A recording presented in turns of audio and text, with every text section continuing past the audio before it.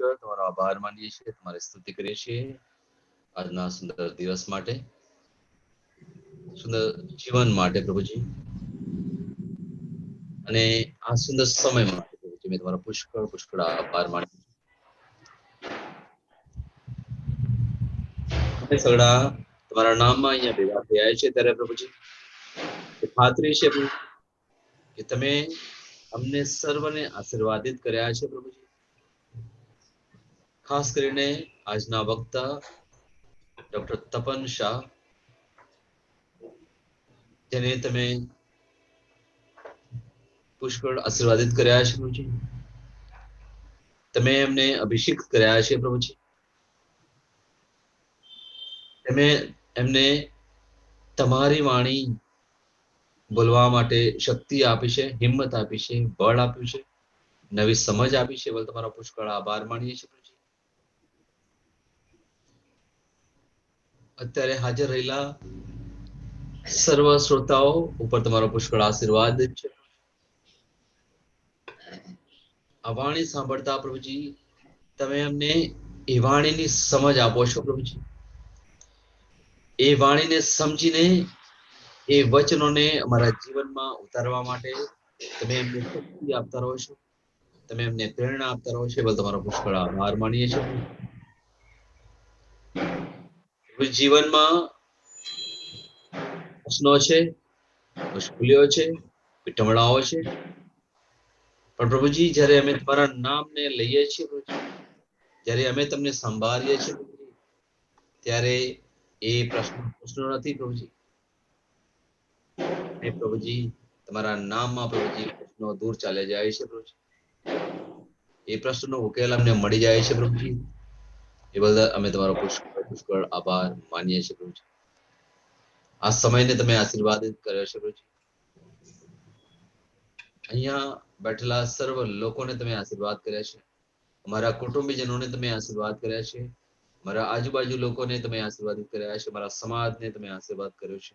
મારા રાજ્યને, મારા દેશને, આખી દુનિયાને તમે આશીર્વાદિત કર્યા છે. તમારા પુષ્કળ આભાર માનીએ છીએ પ્રભુજી.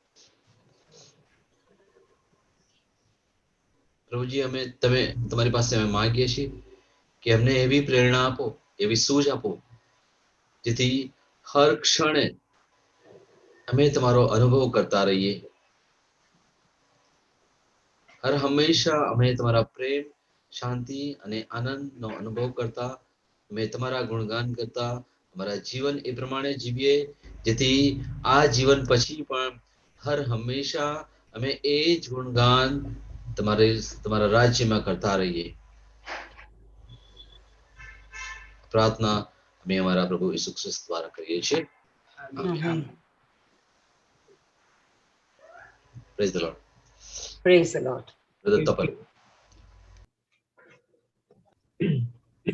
ગઈકાલે આપણે ગિરી પ્રવચનોની શરૂઆત કરેલી અને પરમ સુખી ઈસુની ગિરી પરની વાણી પરમ સુખી થવાની ચાવી, અને એ પરમ સુખી કેવી રીતે થવું, અને ખાસ આપણે વાત કરેલી કે પરમ સુખી થવાનો જે પ્રભુ ઉપદેશ આપે છે તે આ લોકની વાત નથી, પરંતુ પરલોક, ભાવિ શાશ્વત જીવનની વાત છે.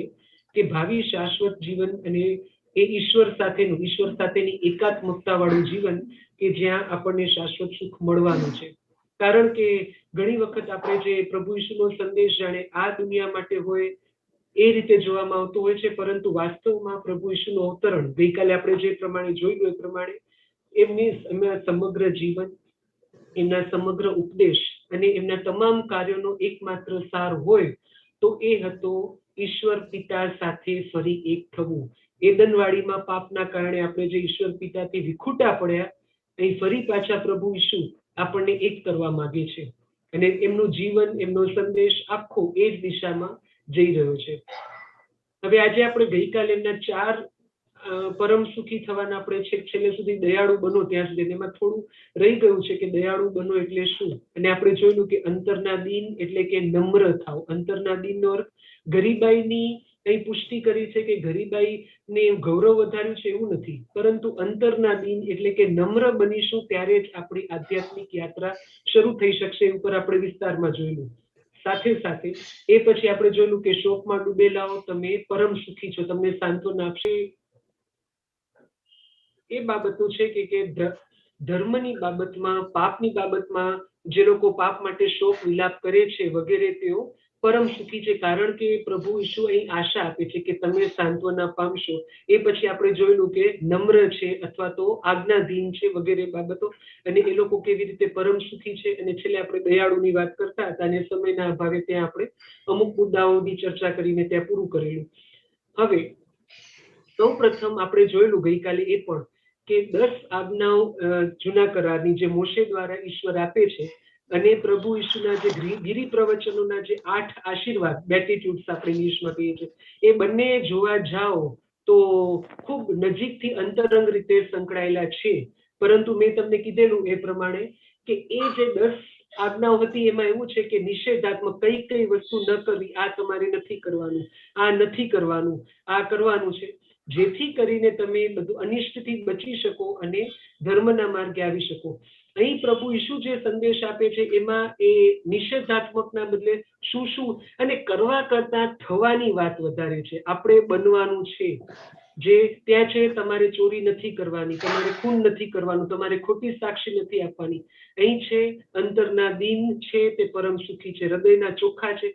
તમ કરવા કરતા, કારણ કે બાહ્ય પ્રવૃત્તિઓ ત્યારે કામની રહેશે જો એ પ્રવૃત્તિથી આપણી મૂળ પ્રકૃતિ બદલતી હોય તો.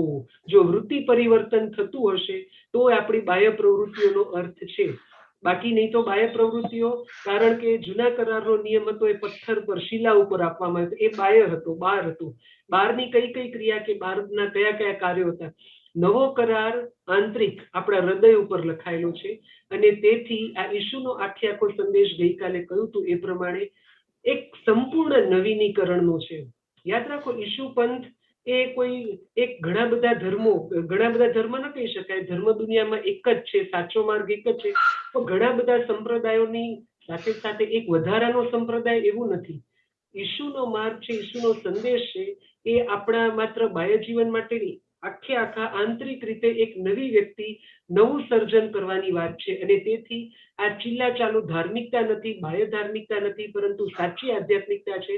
જો આને સંપૂર્ણપણે અનુસરવામાં આવે, સાચી રીતે અનુસરવામાં આવે, તો આપણે સાચા અર્થમાં સંપૂર્ણપણે નવા માનવી બની જઈશું. અને ગઈકાલે મેં તમને એ પણ કીધેલું કે બહુ શાંતિથી ચિંતન મનન કરો તો આ ગિરી પ્રવચનના એક જે વિશેષણો જે પ્રભુએ વાપર્યા છે, અંતરના દીન, નમ્ર, રાંક, હૃદયના શુદ્ધ, ધર્મ ખાતર જેમને રંજાડવામાં આવે છે, બહુ શાંતિથી તમે વિચારશો પવિત્ર આત્માની પ્રેરણાથી તો તમને ખ્યાલ આવશે આ સ્વયં ઈસુના ગુણો છે બધા.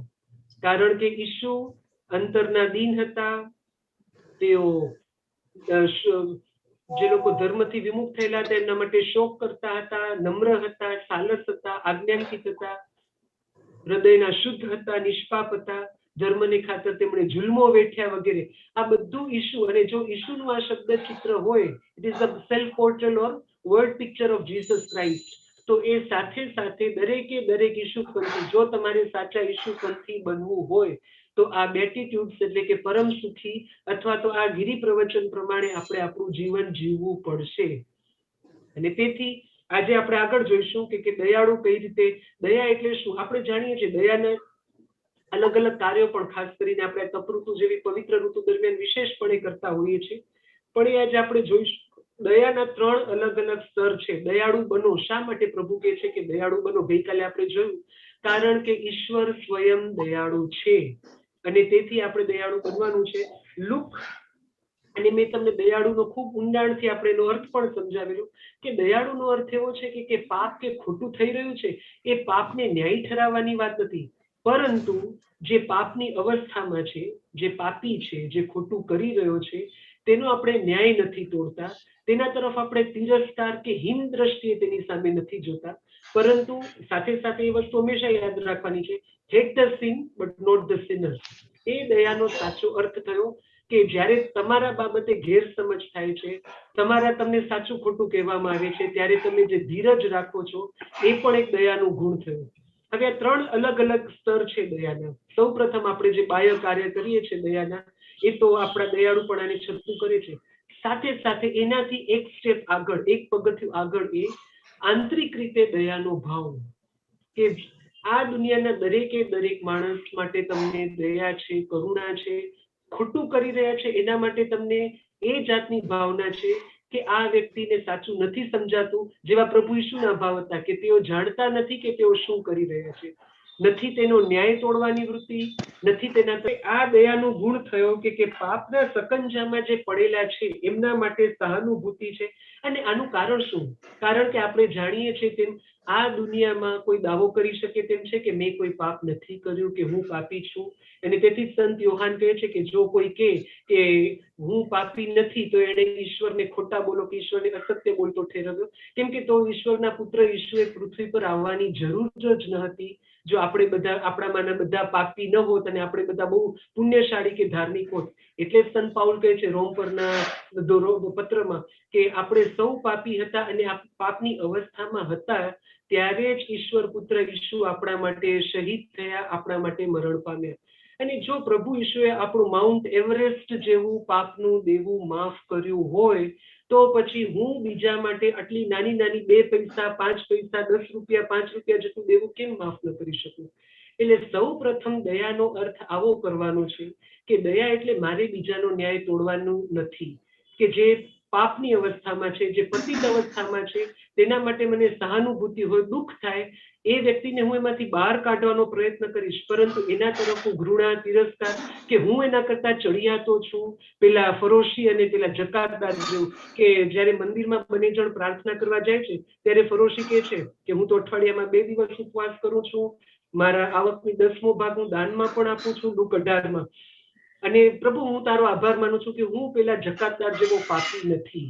બસ આ જ્યાં સુધી રહેશે ત્યાં સુધી આપણી માત્ર એ બાહ્ય ધાર્મિકતા, માત્ર વાઘા ચડાવ્યા છે, કપડાં પહેર્યા છે, પણ અંદરથી વસ્ત્ર પરિવર્તન થયું પણ વૃત્તિ પરિવર્તન થયું નથી, અંદરની વૃત્તિઓ બદલાઈ નથી. સાથે સાથે એ ચેતવણીનો સુર પણ હું તમને કહી દઉં છું કે દયાના નામે આજે જે ચાલી રહ્યું છે કે ગમે તે ચલાવી લેવાનું, એ તો ભાઈ એમના વિચારો છે, માણસના વિચારો અલગ અલગ હોય. જે અત્યારે ધર્મસભામાં ચાલી રહ્યું છે કે દાખલા તરીકે મેં તમને કહ્યું કે જે લોકો અનિયમિત જીવન જીવી રહ્યા છે, જે લોકો ઈશ્વરની આજ્ઞા વિરુદ્ધ જીવન જીવી રહ્યા છે, એમના તરફ આપણે તિરસ્કાર નથી કરતા, પરંતુ એ વસ્તુને યોગ્ય ઠેરવવાની વાત વ્યાજબી નથી. દાખલા તરીકે મેં ગઈકાલે આ વાત કીધેલી કે લગ્ન માત્ર એક સ્ત્રી અને એક પુરુષ વચ્ચે જ નિર્ધારિત થયેલ છે. 2 પુરુષ કે 2 સ્ત્રી કે એક સ્ત્રીને 4 પુરુષ, 4 પુરુષને એક સ્ત્રી, આ કદી ઈશ્વરની ઈચ્છા ન હોઈ શકે. પરંતુ કદાચ જે લોકો મૂળ પાપની અસરના કારણે, દુનિયાના સાંસારિક પાપની અસરના કારણે આવા બધા પાપ કરી રહ્યા છે, આપણે ઈસુ જેમ તેમના માટે વૈદ્ય કે ડોક્ટર બનીએ, તેમને ધીમે ધીમે સમજાવીને તેમના માટે સહાનુભૂતિ રાખી, પરંતુ તેઓ આ જીવન જીવી રહ્યા છે એ બરાબર છે, એને ચલાવી લેવાનું બિલકુલ યોગ્ય નથી. એમના તરફ આપણે ન્યાય ન તોડીએ, એમનો તિરસ્કાર ન કરીએ, પરંતુ એ લોકોને ગ્લોરીફાય કરવાની કે એ વસ્તુને સાચી ઠેરવવાનો પણ આપણે પ્રયત્ન કરવાનો નથી, નહીં તો બહુ મોટો અનર્થ થશે. એક તમને સાદો દાખલો આપું કે લગ્ન સંસ્થા પ્રભુ ઈસુ સ્વયં લગ્નમાં, કાના ગામે લગ્નમાં હાજર રહેલા, અને પરિણામે એક લગ્ન સંસ્કારને કે સંસ્કારનું પણ આપણે મહત્વ આપીએ છીએ કે એક ઉત્તમ સંસ્થા છે. અને આજ સુધી ધર્મસભા સતત એ બાબતનું રટણ કર્યું છે કે ભાઈ લગ્ન સંબંધ સિવાય કોઈ સ્ત્રી પુરુષ સાથે રહેતા હોય તો એ યોગ્ય નથી, એ ઈશ્વરની આજ્ઞા વિરુદ્ધ છે, જેને આપણે અંગ્રેજીમાં લિવ ઇન રિલેશનશિપ કહીએ છીએ. આજે આપણે એવું કહીએ લિવ ઇન રિલેશનશિપમાં રહેતા હોય કોઈ, એના તરફ આપણે તિરસ્કાર કે સુગ ન રાખીએ, ચિતરી ન ચડાવી, પણ લિવ ઇન રિલેશનશિપમાં રહેવું વાંધો નહીં, જેને જેમ કરવું હોય તેમ કરે, હું કેનાર કોણ? ના, ધર્મસભા તરીકે, કારણ કે ઈસુએ પિતર દ્વારા પોતાની ધર્મસભાને આ અધિકાર આપ્યો છે અને તેની ફરજ છે, તું જે પૃથ્વી પર બાંધીશ તે બાંધેલું રહેશે, તું જે છૂટું મૂકીશ તે છૂટું રહેશે. આ માનવતાને પૂર્ણ સત્ય તરફ, તેને નૈતિક, આધ્યાત્મિક, સામાજિક સાચી બાબતો શીખવવી એ ધર્મસભા એટલે માત્ર જે સંન્યસ્ત લોકો છે એટલાની, સ્નાન સંસ્કાર પામેલા દરેકની એ ફરજ છે કે આવી ખોટી ભ્રમણાઓ દુનિયામાં ફેલાય નહીં. અને તેથી આ વસ્તુ ખોટા મુદ્દાઓ કે ફોલ્સ ટીચિંગ જે છે, ખોટા સિદ્ધાંતો છે, એને સાચી લેવાની વાત નથી, પરંતુ જે કોઈ ખોટું આચરણ કરી રહ્યા છે તેના તરફ આપણે તિરસ્કારની દ્રષ્ટિને રાખી. અને મેં આ દાખલો પણ આપેલો કે વ્યભિચારી સ્ત્રી જ્યારે પેલી પતિત સ્ત્રી પકડાય છે યોહાન 8માં, અને પ્રભુ ઈસુ સમક્ષ પેલા લોકો લઈ આવે છે યહૂદીઓ કે આને સજા કરો, ત્યારે પ્રભુ ઈસુ સ્વયં નિષ્કલંક હોવા છતાં, નિષ્પાપ હોવા છતાં પ્રભુ કહે છે કે પહેલો પથ્થર એવું પાડે કે જેણે કોઈ પાપ ન કર્યું. આપણે ઘણી વાર વાંચ્યું છે, સાંભળ્યું છે અને સારી રીતે સમજ્યા પણ છીએ. છેલ્લે એ જ્યારે બધા જતા રહે છે અને એ સ્ત્રી પણ કે છે કોઈએ તને સજા ન કરી, જા હું પણ તને સજા નથી કરતો, પણ એના પછીનું વાક્ય બહુ ઇમ્પોર્ટન્ટ છે, મહત્વનું છે, હવે પછી પાપ નહીં કરતી. એટલે તમે પાપમાં પણ રહો અને સાથે સાથે સંસ્કારો પણ મેળવો, ધર્મસભા અને કંઈ પણ ચાલવા દો ના, એવું સાપેક્ષવાદ કે એવું ગમે તે ચલાવી લેવાની વાત નથી. એટલે ખાસ આ બાબતે બહુ સ્પષ્ટ થઈ જવાની જરૂર છે કે દયાના નામે આવું આપણે ચાપલુસીમાં નથી પડી જવાનું કે કંઈ પણ ખોટું થઈ રહ્યું છે તો આંખ આડા કાન કરીએ, પરંતુ સાથે સાથે જે લોકો ખોટું કરી રહ્યા છે તેમનો તિરસ્કાર પણ ન કરીએ, પ્રાર્થના કરીએ એમના માટે, તેમને ધીમે ધીમે સાચી સમજ આપીને એ વસ્તુમાંથી બહાર લાવવાનો પ્રયત્ન કરીએ. અને તેથી આ વસ્તુ આપણે કીધેલી, કારણ કે સાચી આધ્યાત્મિક વ્યક્તિ હંમેશા દયાળુ હોય છે, કારણ કે તેણે ઈશ્વરની દયાનો અનુભવ કર્યો છે. તેને ખ્યાલ છે કે પોતે કઈ પતિત અવસ્થામાં હતો અને એમાંથી ઈશ્વરે તેના ઉપર દયા કરીને તેને બહાર કાઢ્યો છે, અને પરિણામે એ વ્યક્તિ બીજાનો ન્યાય તોડી શકતી નથી. જેમ જેમ તમે વધુ ને વધુ પવિત્ર થશો, પવિત્ર થવાની એક આ પણ તમારે જોવું હોય, આપણે સ્વ નિરીક્ષણ કરવું હોય કે હું ખરેખર પવિત્રતા તરફ આગળ વધી રહ્યો છું કે વધી રહી છું કે કેમ, તો ખાસ જોવું કે આપણામાં દયાનો ગુણ કેટલો વધી રહ્યો છે. યાદ રાખો, માત્ર આપણે જે કાર્યો કરીએ છીએ દયાના, એ તો એનું બાહ્ય સ્વરૂપ છે, પણ આપણી અંદર દયાના ભાવ, અનુકંપાના ભાવ કેટલા વિકસી રહ્યા છે. કોઈને પાપની અવસ્થામાં જોઈને, કોઈનું ખરાબ જીવન જોઈને, વ્યસનોના રવાડે ચડેલ જોઈને આપણી પહેલી પ્રતિક્રિયા શું હોય છે? આપણે તેના તરફ જુગુપ્સા રાખીએ છીએ કે ના, આપણને એના માટે સહાનુભૂતિ થઈ કે અરે રે ઈશ્વરનું સંતાન છે પણ કેવી એની હાલત છે, કોઈ કરોડોપતિ છોકરો ભીખ માંગતો હોય કે મંદબુદ્ધિ થઈ ગયો હોય, એવી આપણને એના માટે દયા, એના માટે સહાનુભૂતિ થવી જોઈએ. જો એ નથી થતી તો સમજવું કે હજી આપણે ફરોશીઓની ધાર્મિકતામાંથી બહાર આવ્યા નથી. કારણ કે મેં તમને કહ્યું એ પ્રમાણે દયાના 3 સ્તર છે. બાહ્ય કાર્ય એ તો બહુ જ ઉપર છેલ્લું લેવલ છે એનું. બીજી જે કક્ષા છે એ જીવ માત્ર, એટલે કે એક કે એક માણસ માટે આપણને દયા, સહાનુભૂતિના ભાવ થવા. અને ત્રીજું જે એકદમ સર્વોચ્ચ સ્તર છે એ છે ઈશ્વરના પ્રેમનો અનુભવ થવો. ઈશ્વરનો પ્રેમ આપણે જ્યારે અનુભવીએ છીએ ત્યારે આપણે દયાના સર્વોચ્ચ શિખરે છીએ. પ્રભુ ઈસુના શબ્દોમાં અવારનવાર, ખાસ કરીને યોહાનના શુભ સંદેશમાં અવારનવાર પ્રભુ ઈસુ પિતાના પ્રેમનો, પિતાની દયાનો સતત અનુભવ કરે છે. ખાસ કરીને યોહાનના શુભ સંદેશમાં અનેક વાર આવે છે, હું ને પિતા એક છીએ, પિતા મારામાં વસે છે, એમના વગર હું કંઈ કરી શકતો નથી, એમની પાસેથી મેં જે સાંભળ્યું છે તે હું કરું છું, તમે બધા મને છોડીને ચાલ્યા જશો પણ એ સમય પર પિતા મારી સાથે છે. ગોડ એક્સપિરિયન્સ, આ પિતાનો જે અનુભવ છે એ દયાનું. અને કારણ કે શા માટે? કારણ કે એક સંતને પ્રભુએ બતાવેલું છે કે જ્યાં જઈને દુનિયામાં ઘોષિત કર કે ઈશ્વરનો સૌથી મોટો ગુણ દયાનો ગુણ છે. ઈશ્વર દયાળુ છે, કરુણામય છે, કારણ કે આખી દુનિયા ઈશ્વર વિશે જાત જાતની ભ્રમણાઓ સેવીને બેઠી છે. આપણા માટે કોઈ નવાઈ નથી, આપણે તો જાણીએ છીએ, પરંતુ આપણે માત્ર શબ્દથી સ્વીકારી લઈએ છીએ, આપણા અંતરથી કેટલું સ્વીકારીએ છીએ કે ના, ખરેખર ઈશ્વર દયાળુ છે, ઈશ્વર કરુણામય છે. એટલા માટે સંત ફોસ્ટીનાને પ્રભુએ ખાસ દર્શન આપીને કીધેલું કે આ દુનિયામાં ઘોષણા કર કે ઈશ્વર દયાળુ છે, સૌથી મોટો ગુણ ઈશ્વરનો હોય તો તે દયા. અને તેથી પ્રભુ ઈસુ જ્યારે માથીના શુભ સંદેશમાં કહે છે કે તમે પણ જેવા પિતા પરિપૂર્ણ છે તેવા તમે પણ પરિપૂર્ણ બનો. અને લુકના શુભ સંદેશમાં આ જ વસ્તુ કહેવામાં આવે છે, 6 અધ્યાયમાં અને 33 થી 35મી કલમમાં, 34 થી 35 અને 36મી કલમમાં, લુક 6, ત્યાં પ્રભુ ઈસુ આનો ખુલાસો કરે છે કે પરિપૂર્ણ એટલે કેવા? અત્યંત શક્તિશાળી, બુદ્ધિશાળી, સંપત્તિશાળી? ના, ઈશ્વર જેવા દયાળુ છે, પરમપિતા જેવા દયાળુ છે તેવા તમે દયાળુ બનો. તમે માથી અને લુકના શુભ સંદેશને જો સાંકળશો, એની ખૂટતી કડીઓ જોડશો, માથીના શુભ સંદેશમાં પ્રભુ ખાલી આટલું જ કહે છે કે તમે પિતા જેવા પરિપૂર્ણ બનો. પિતા જેવા પરિપૂર્ણ એટલે આપણે બહુ ખુશ થઈ જઈએ. ઈશ્વર જેવા આપણે શક્તિશાળી, મહાબુદ્ધિવાન બનવાનું છે, મોટા મોટા કામ કરવાના છે, તો એ બધું ગૌણ છે, એ બધું પછી આવશે. સૌથી પ્રથમ વાત છે ઈશ્વર જેવા દયાળુ બનવું. અને માથીના શુભ સંદેશમાં ફરી તમે જોશો તો પ્રભુ કહે છે કે ઈશ્વર પિતાને જુઓ તમે, એ સારા અને નઠારા ખરાબ લોકો પર પોતાના સૂર્યનો પ્રકાશ એક સરખો વરસાવે છે. વરસાદ બુરા કે સારા માણસો પર જેમ સરખો વરસે છે તેમ તમે પક્ષપાત કે ભેદભાવ ન કરો. ન્યાય તોડવાની વૃત્તિ છોડી દો. ન્યાય તોડવાની વૃત્તિ એટલે તમારા મગજને, એનો અર્થ શું થયો? બહુ શાંતિથી વિચારશો. આપણે પૂર્વગ્રહ છોડવાના છે. માની લો કે અત્યારે મને કોઈ જાણીતી વ્યક્તિ સામે મળી એટલે તરત જ હું આજ સુધીનો મારો જે અનુભવ હોય એના આધારે ઓહો આ વ્યક્તિને મને સામે મળી, મારે એને સ્માઇલ આપવું, મારે એની સામે હસવું, અરે રે આ ક્યાં મળ્યો, આ તો મારો દુશ્મન, આનું મોઢું જોયું આજે મારો દિવસ જ ખરાબ છે, આ ક્યાં મળી ગયો. શુભેચ્છા પાઠવતી વખતે પણ આપણને જેની સાથે નથી બનતું આપણે એની સામે મોઢું ફુંગરાવીને શાંતિ, પેલું જેમ સ્તોત્રમાં કહે છે કે એમના ઉપરથી તો શાંતિ પાઠવે છે પરંતુ મનમાં ઝેર ભરીને બેઠા છે. એટલે આ બધી બાહ્ય ઉપર છેલ્લી વસ્તુનો કોઈ અર્થ રહેતો નથી. આપણે શું નવી અને તાજી દ્રષ્ટિએ જોઈ ન શકીએ કે આજે હું ધારો કે પ્રકાશભાઈને જોઉં છું, આજ સુધીનું નહીં, જાણે હું પહેલી જ વાર પ્રકાશભાઈને અને પ્રકાશભાઈમાં કે હજી અહીં જે પણ હાજર છે કે કોઈ પણ, આ તો એક નામ ખાતર આપણે એક દાખલો આપીએ છીએ, પ્રકાશભાઈ છે કે પુષ્પાબેન છે કે પ્રવીણભાઈ છે, કોઈ પણ હું આજે ફરીથી એમને પહેલી વાર જાણે પહેલી જ વાર મળતો હોઉં એ રીતે, અને એની અંદર પ્રભુ ઈશ્વરની હાજરીને હું ન જોઈ શકું કે આ પુષ્પાબેન એટલે તો આ ઇન્વર્ટેડ કોમાસમાં, કે પ્રવીણભાઈ એટલે તો આ આજ સુધીના મારા જે સારા અનુભવ હોય કે ખરાબ અનુભવ હોય એના આધારે હું તેમના વિશે ચોક્કસ એક ફ્રેમ આધારે એક ચોક્કસ ચશ્માથી શા માટે જોઉં. દયાનો આટલો ઊંડો અર્થ કરવાનો છે. તમે જ્યારે જેને જુઓ છો, જે તમારી સમક્ષ આવે છે, એને સંપૂર્ણ નવી રીતે જુઓ. ગઈકાલ વીતી ગઈ છે, આજે તમને નવો માણસ છે, નવી વ્યક્તિ તરીકે જુઓ.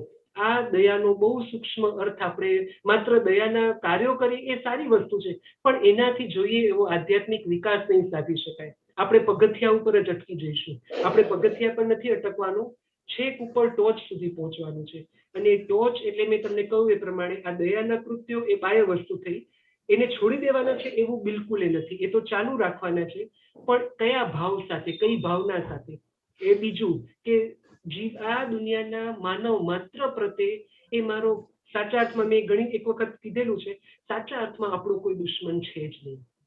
કોઈ પણ માણસ આપણો દુશ્મન હોઈ શકે નહીં.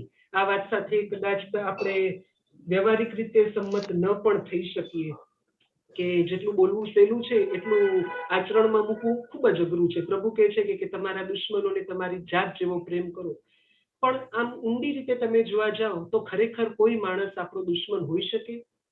અને હું તમને બહુ સબળ થિયોલોજીના આધારે કહું કે ન હોઈ શકે. એનું કારણ કહું કે ઉત્પત્તિ 1:27 દરેકે દરેક માનવીને, માત્ર ખ્રિસ્તી કે માત્ર યહૂદી કે હિન્દુ કે નહીં, દરેકે દરેક માનવીને ઈશ્વરે પોતાની પ્રતિમૂર્તિ રૂપે સર્જ્યા છે. અને જો ઈશ્વરે પોતાની પ્રતિમૂર્તિ રૂપે સર્જ્યા હોય અને હું એને મારો દુશ્મન માનું, એનો અર્થ કે હું ઈશ્વરને દુશ્મન માનું છું. બરાબર? કેમ કે એક ટુકડાને તમે ખરાબ માનો, એક મીઠાઈના એક ટુકડાને તમે ઝેર માનો, તો આખી મીઠાઈને તમે ઝેર માનો છો એવું નક્કી થઈ ગયું. એટલે સાચા અર્થમાં સૂક્ષ્મ રીતે જુઓ, કોઈ માણસ આપણો દુશ્મન નથી. આપણી વિરુદ્ધ જે વર્તે છે, કાં તો અજ્ઞાનતાવશ, કાં તો એની પોતાની મર્યાદાઓના કારણે, એની પોતાની ટૂંકી દ્રષ્ટિના કારણે, અને એનાથી પણ વિશેષ એ દ્રશ્ય માણસને દેખાય છે એની પાછળ જે પેલી અદ્રશ્ય અંધકારની શક્તિઓ કામ કરી રહી છે, ઈસુ વિરોધી શક્તિઓ કામ કરી રહી છે, એ શક્તિઓનો એ માણસ માધ્યમ કે હાથો બની જાય છે, જેના કારણે એ માણસ આપણી સાથે ખરાબ વર્તન કરે છે. એટલે ફરી પાછું સંત પાઉલની ભાષામાં કે આપણી લડાઈ કોઈ હાડ ચામના લોહી માંસના માણસ સામે નથી, પરંતુ એની પાછળ જે અદ્રશ્ય શક્તિઓ કાર્યરત છે એની સામે છે. અને તેથી જ અહીં પ્રભુ કે સાચી દયાનો અર્થ છે એ માણસનો ન્યાય ન તોડો. એની વૃત્તિઓને આપણે સાખી નથી લેતા. એની વૃત્તિઓ જે છે એને શુદ્ધ કરવાની કે એમાંથી બહાર કાઢવાની કોશિશ કરો, પરંતુ એ માણસ તો ઈશ્વરની પ્રતિમૂર્તિ રૂપે જ છે. ખંડિત થઈ ગઈ છે પ્રતિમૂર્તિ, એને ખ્યાલ નથી. સોના ઉપર ધૂળ ચડી જાય કે 500 રૂપિયાની નોટ ચોડાઈ જાય તો આપણે એને ફેંકી નથી દેતા. એ 500ની નોટ જ રહે છે, કેમ કે ચોડાઈ ગઈ છે એટલે હવે આની કોઈ કિંમત નથી એવું નથી. એની એટલી જ કિંમત છે. આજે પણ એ ચલણી નોટ જ છે, ફક્ત એને વ્યવસ્થિત કરવાની. 500ની નોટ કોઈ મૂર્ખ હોય એ જ ફેંકી દેશે કે કેમ કે આ ચોડાઈ ગઈ છે. ચોડાઈ ગઈ છે માટેનું મૂલ્ય ઘટી નથી જતું. એ જ રીતે એ ગમે તે સ્વરૂપમાં ઈશ્વરની પ્રતિમૂર્તિ રૂપે છે જ, માત્ર એનું મૂળ સ્વરૂપ બહાર લાવવા માટે આપણે પ્રયત્ન કરવાનો છે. કારણ કે આપણે જાણીએ છીએ એ પ્રમાણે ઈશ્વરનો મૂળ સ્વભાવ દયાનો છે, તે દયાળુ છે. અને જો આપણે દયા નથી રાખતા તો આપણે ઈશ્વર તરફ એક પગલું પણ આગળ વધ્યા હોવાનો દાવો કરી શકીએ તેમ નથી. માત્ર બાઇબલની કલમો ટાંકવાથી કશું જ નહીં થાય, કે માત્ર આપણે આપણી સાદી ધાર્મિકતાને થી સંતોષ માની લઈશું તો બહુ આગળ નહીં વધી શકીએ. એક ચોક્કસ ચીલાચાલુ લેવલે આપણે રહી જઈશું. અને ફરી એક વખત, આમ તો આપણને આ બધાને ખ્યાલ છે, છતાં પણ એક વખત વધુ આપણે યાદ અપાવી દઈએ.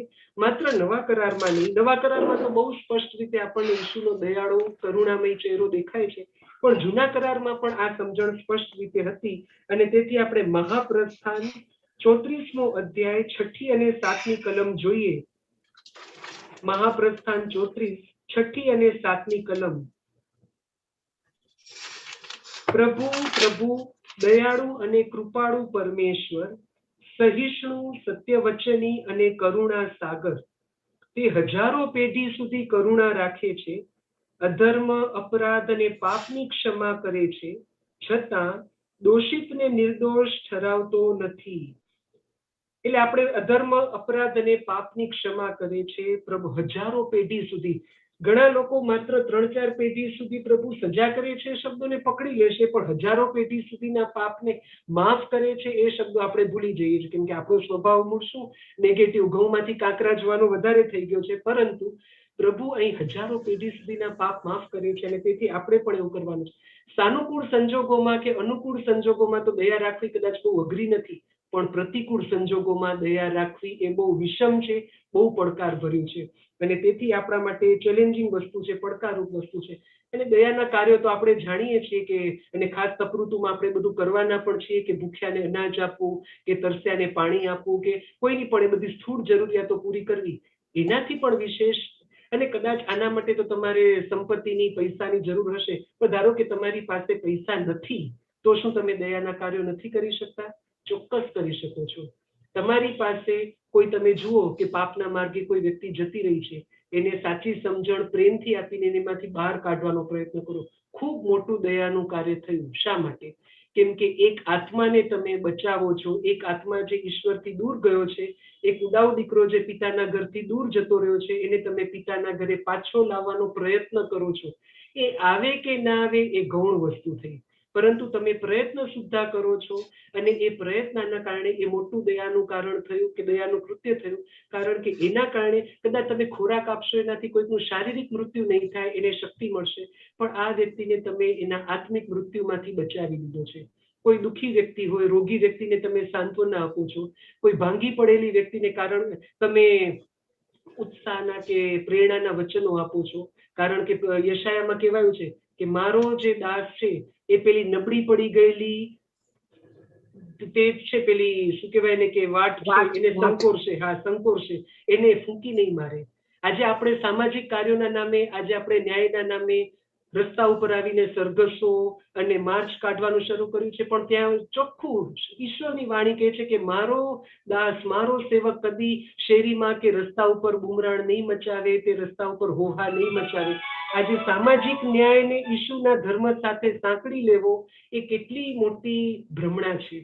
આપણે એવું નથી કહેતા સામાજિક કાર્યો ન કરો, પરંતુ આજે ધરણા કાઢવા, રસ્તા ઉપર આવવું, સરઘસો કાઢવા, એ ખરેખર ઈશ્વરની ઈચ્છા છે કે કેમ, આપણે વિચારવાની જરૂર છે. કારણ કે પ્રભુના શબ્દો છે કે મારો સેવક હશે એ કદી ઊંચા અવાજે નહીં બોલે, એ કદી બૂમાબૂમ નહીં કરે, પરંતુ એ તો જે બુજાવા આવેલી વાટ છે એને સંકોરશે, એને બુજાઈ જવા નહીં દે. આ બધા ઈશ્વરના વચનો છે, પરંતુ આપણે જાણીએ છીએ વધારે બોલવા જેવું નથી. પરંતુ દયાના આત્મિક કાર્યો, અજ્ઞાનીને સમજ આપવી, દુઃખીને સાંત્વના આપવી, ખોટું કરનાર જે છે એની સાથે ધીરજ રાખવી, એમની ભૂલોને માફ કરવી, જીવતા અને મરેલા લોકો માટે પ્રાર્થના કરવી, આ બધા દયાના કૃત્યો થયા. અને આના માટે 1 રૂપિયાની પણ જરૂર નથી, કારણ કે ઈશ્વરના કોઈ કાર્યો રૂપિયાના કારણે અટકતા નથી અને રૂપિયાને મોહતાજ પણ નથી. જે પ્રભુ એવું કહેતો હોય કે તમે શું કહેવાય, શું ખાશો, શું પીશો, એની ચિંતા ન કરો, એ ઈશ્વર પોતાના કાર્યને પૈસા માટે ક્યારે અટકાવી દે ખરો? ઘણા લોકો એવું કહેતા હોય છે કે મિશન માટે પૈસા આટલા તો લાખો જોઈએ, કરોડો જોઈએ. 1 રૂપિયો પણ ન જોઈએ. પૈસા નહીં, પવિત્ર આત્માની જરૂર છે. પવિત્ર આત્માથી સભર હશો તો તમારા મિશન સફળ થવાના જ છે. પૈસા ક્યાંથી આવશે એ પ્રભુની પર છોડી દો.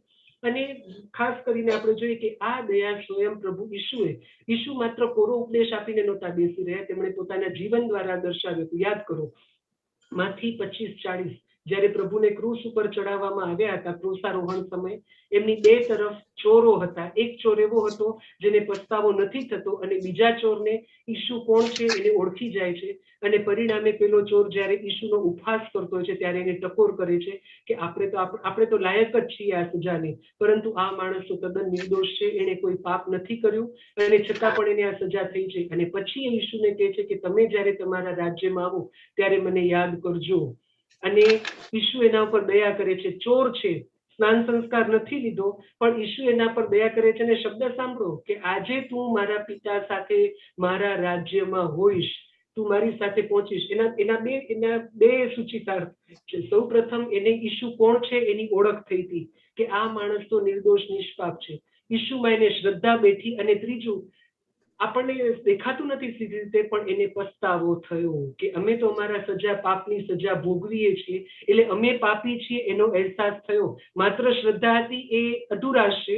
માત્ર શ્રદ્ધા હતી એટલું નહીં, એ શ્રદ્ધાના આધારે એને પોતાના પાપનો પસ્તાવો થાય છે કે હા, અમે તો પાપ કર્યા છે એટલે અમે તો લાયક જ છીએ આ સજા ભોગવવા માટે, પણ આ માણસ તો સંપૂર્ણપણે નિર્દોષ છે, એને શા માટે હેરાન થવું જોઈએ? અને તેથી એ પેલા જે ચોર ઈસુની મશ્કરી કરતો છે એને પણ એ ઠપકો આપે છે.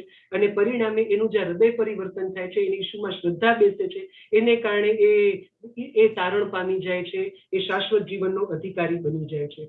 અને ખાસ એ સાથે સાથે એક ચેતવણીના પણ શબ્દો કે જો આપણે દયા નથી રાખતા તો શું?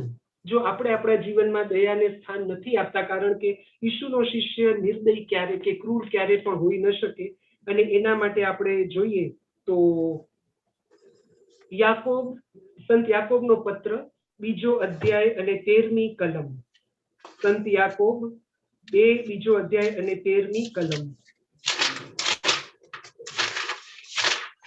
જેણે દયા બતાવી નથી તેનો ન્યાય તોડતા ઈશ્વર પણ દયા નહીં બતાવે, પણ દયા કરનારને ન્યાયનો ડર કેવો? જો તમે દયા નથી રાખતા તમારા જીવનમાં, તો ઈશ્વર પણ જ્યારે અંતિમ ન્યાય સમય તમારા પર દયા નહીં રાખે. ભયંકર શબ્દો છે, અતિ ભયંકર શબ્દો. વિચાર કરો કે જ્યારે આપણે પેલી ટ્રિબ્યુનલ, હોલી ટ્રિબ્યુનલ સામે ઉભા છીએ. હોલી ટ્રિબ્યુનલ એટલે કોણ? પિતા, પુત્ર અને પવિત્ર આત્મા.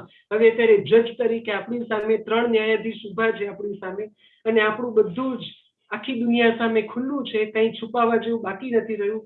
અને ત્યારે આપણને કહેશે જાઓ જઈને, હું તમને ઓળખતોય નથી. કેટલા ભયંકર શબ્દો હશે. પણ જો આપણે દયા બતાવી હશે તો આપણને પણ પ્રભુ દયાથી તોડશે, આપણી સાથે પણ દયા રાખશે. કારણ કે પ્રભુનો સ્પષ્ટ નિયમ છે, એમણે બહુ સ્પષ્ટ શરત મૂકી છે, જે તું બીજા સાથે કરીશ એ હું તારી સાથે કરવાનો છું.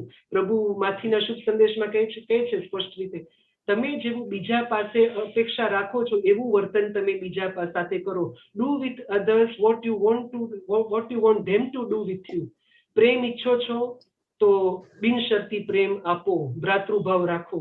ક્ષમા ઈચ્છો છો તો ક્ષમા આપો, શાંતિ ઈચ્છો છો તો શાંતિ આપો. તમે પાપ માફ કરશો, તમે બીજાની ભૂલ માફ કરશો તો તમારી ભૂલો પણ માફ થશે.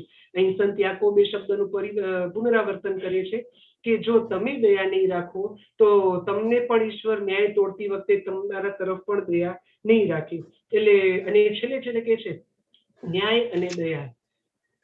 જે લોકો દયા રાખે છે એનો ન્યાયનો ડર કેવો? આને બીજી રીતે જુઓ તો દયા ન્યાય ઉપર વિજયી થાય છે. જો આપણે દયા રાખી છે તો આપણે ન્યાયનો કોઈ ડર રહેતો જ નથી. ન્યાય ઇન ધ સેન્સ કે ઈશ્વર શું કરશે આપણી સાથે એની કોઈ ચિંતા કરવાની આપણને રહેતી નથી. અને તેથી દયાનો અર્થ આપણે આટલો સૂક્ષ્મ રીતે કરવાનો છે. અને સૌથી મોટું તો ઈશ્વરના પ્રેમનો આપણે અનુભવ કરવાનો છે કે ઈશ્વરનો હું બાળક છું, ઈશ્વર મને પ્રેમ કરે છે.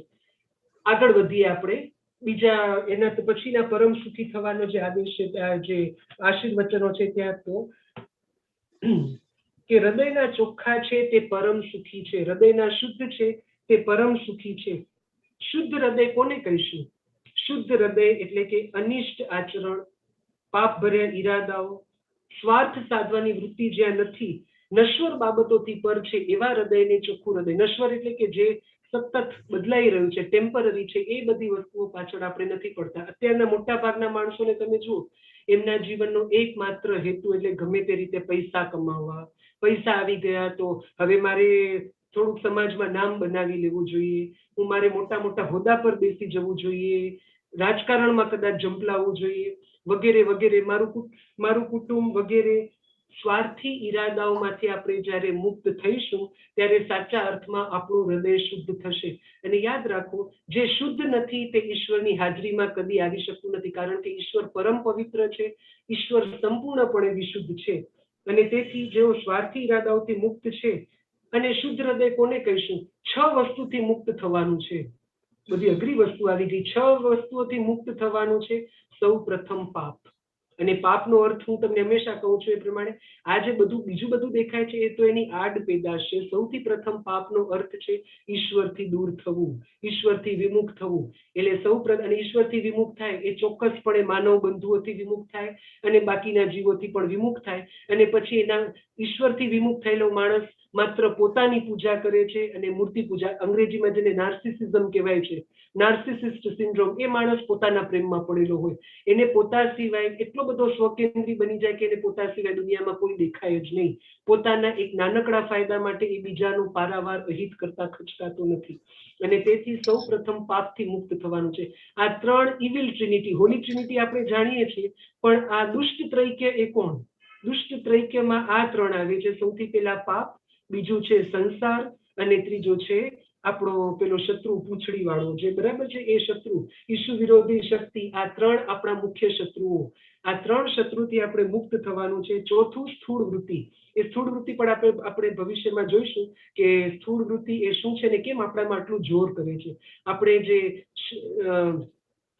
આપણી જે દુનિયાવી વૃત્તિઓથી, એ પછી શરીરથી માંડીને દરેક બાબતોમાં જે એનાથી ચાલી છે, સ્વચ્છંદ, પોતાની ઈચ્છાઓ, મારી ઈચ્છા પ્રમાણે મારે ચાલવું છે. યાદ રાખો, સ્વતંત્રતા એટલે શું? સ્વતંત્રતા અને સ્વચ્છંદતા વચ્ચે બહુ મોટો ભેદ છે. સ્વતંત્રતાનો અર્થ હું ઈચ્છું એ કરી શકું એવું નહીં. મારે જે કરવું જોઈએ એ હું કરું, એની માટેની અનુકૂળતા. માની લો કે એક પુરોહિત છે, તો પુરોહિત તરીકે એને જે કાર્યો કરવાના છે એ કાર્યો કરવાની એને અનુકૂળતા મળે, એનો અર્થ થયો સ્વતંત્રતા. એક ગૃહિણી છે, એ ગૃહિણી તરીકેની પોતાની ફરજ બજાવી શકે, એની અનુકૂળતા એ સ્વતંત્રતા. મન ફાવે તે રીતે વર્તવાનું એ સ્વચ્છંદતા થઈ. અને તેથી આપણે સ્વચ્છંદતાથી પણ મુક્ત થવાનું છે.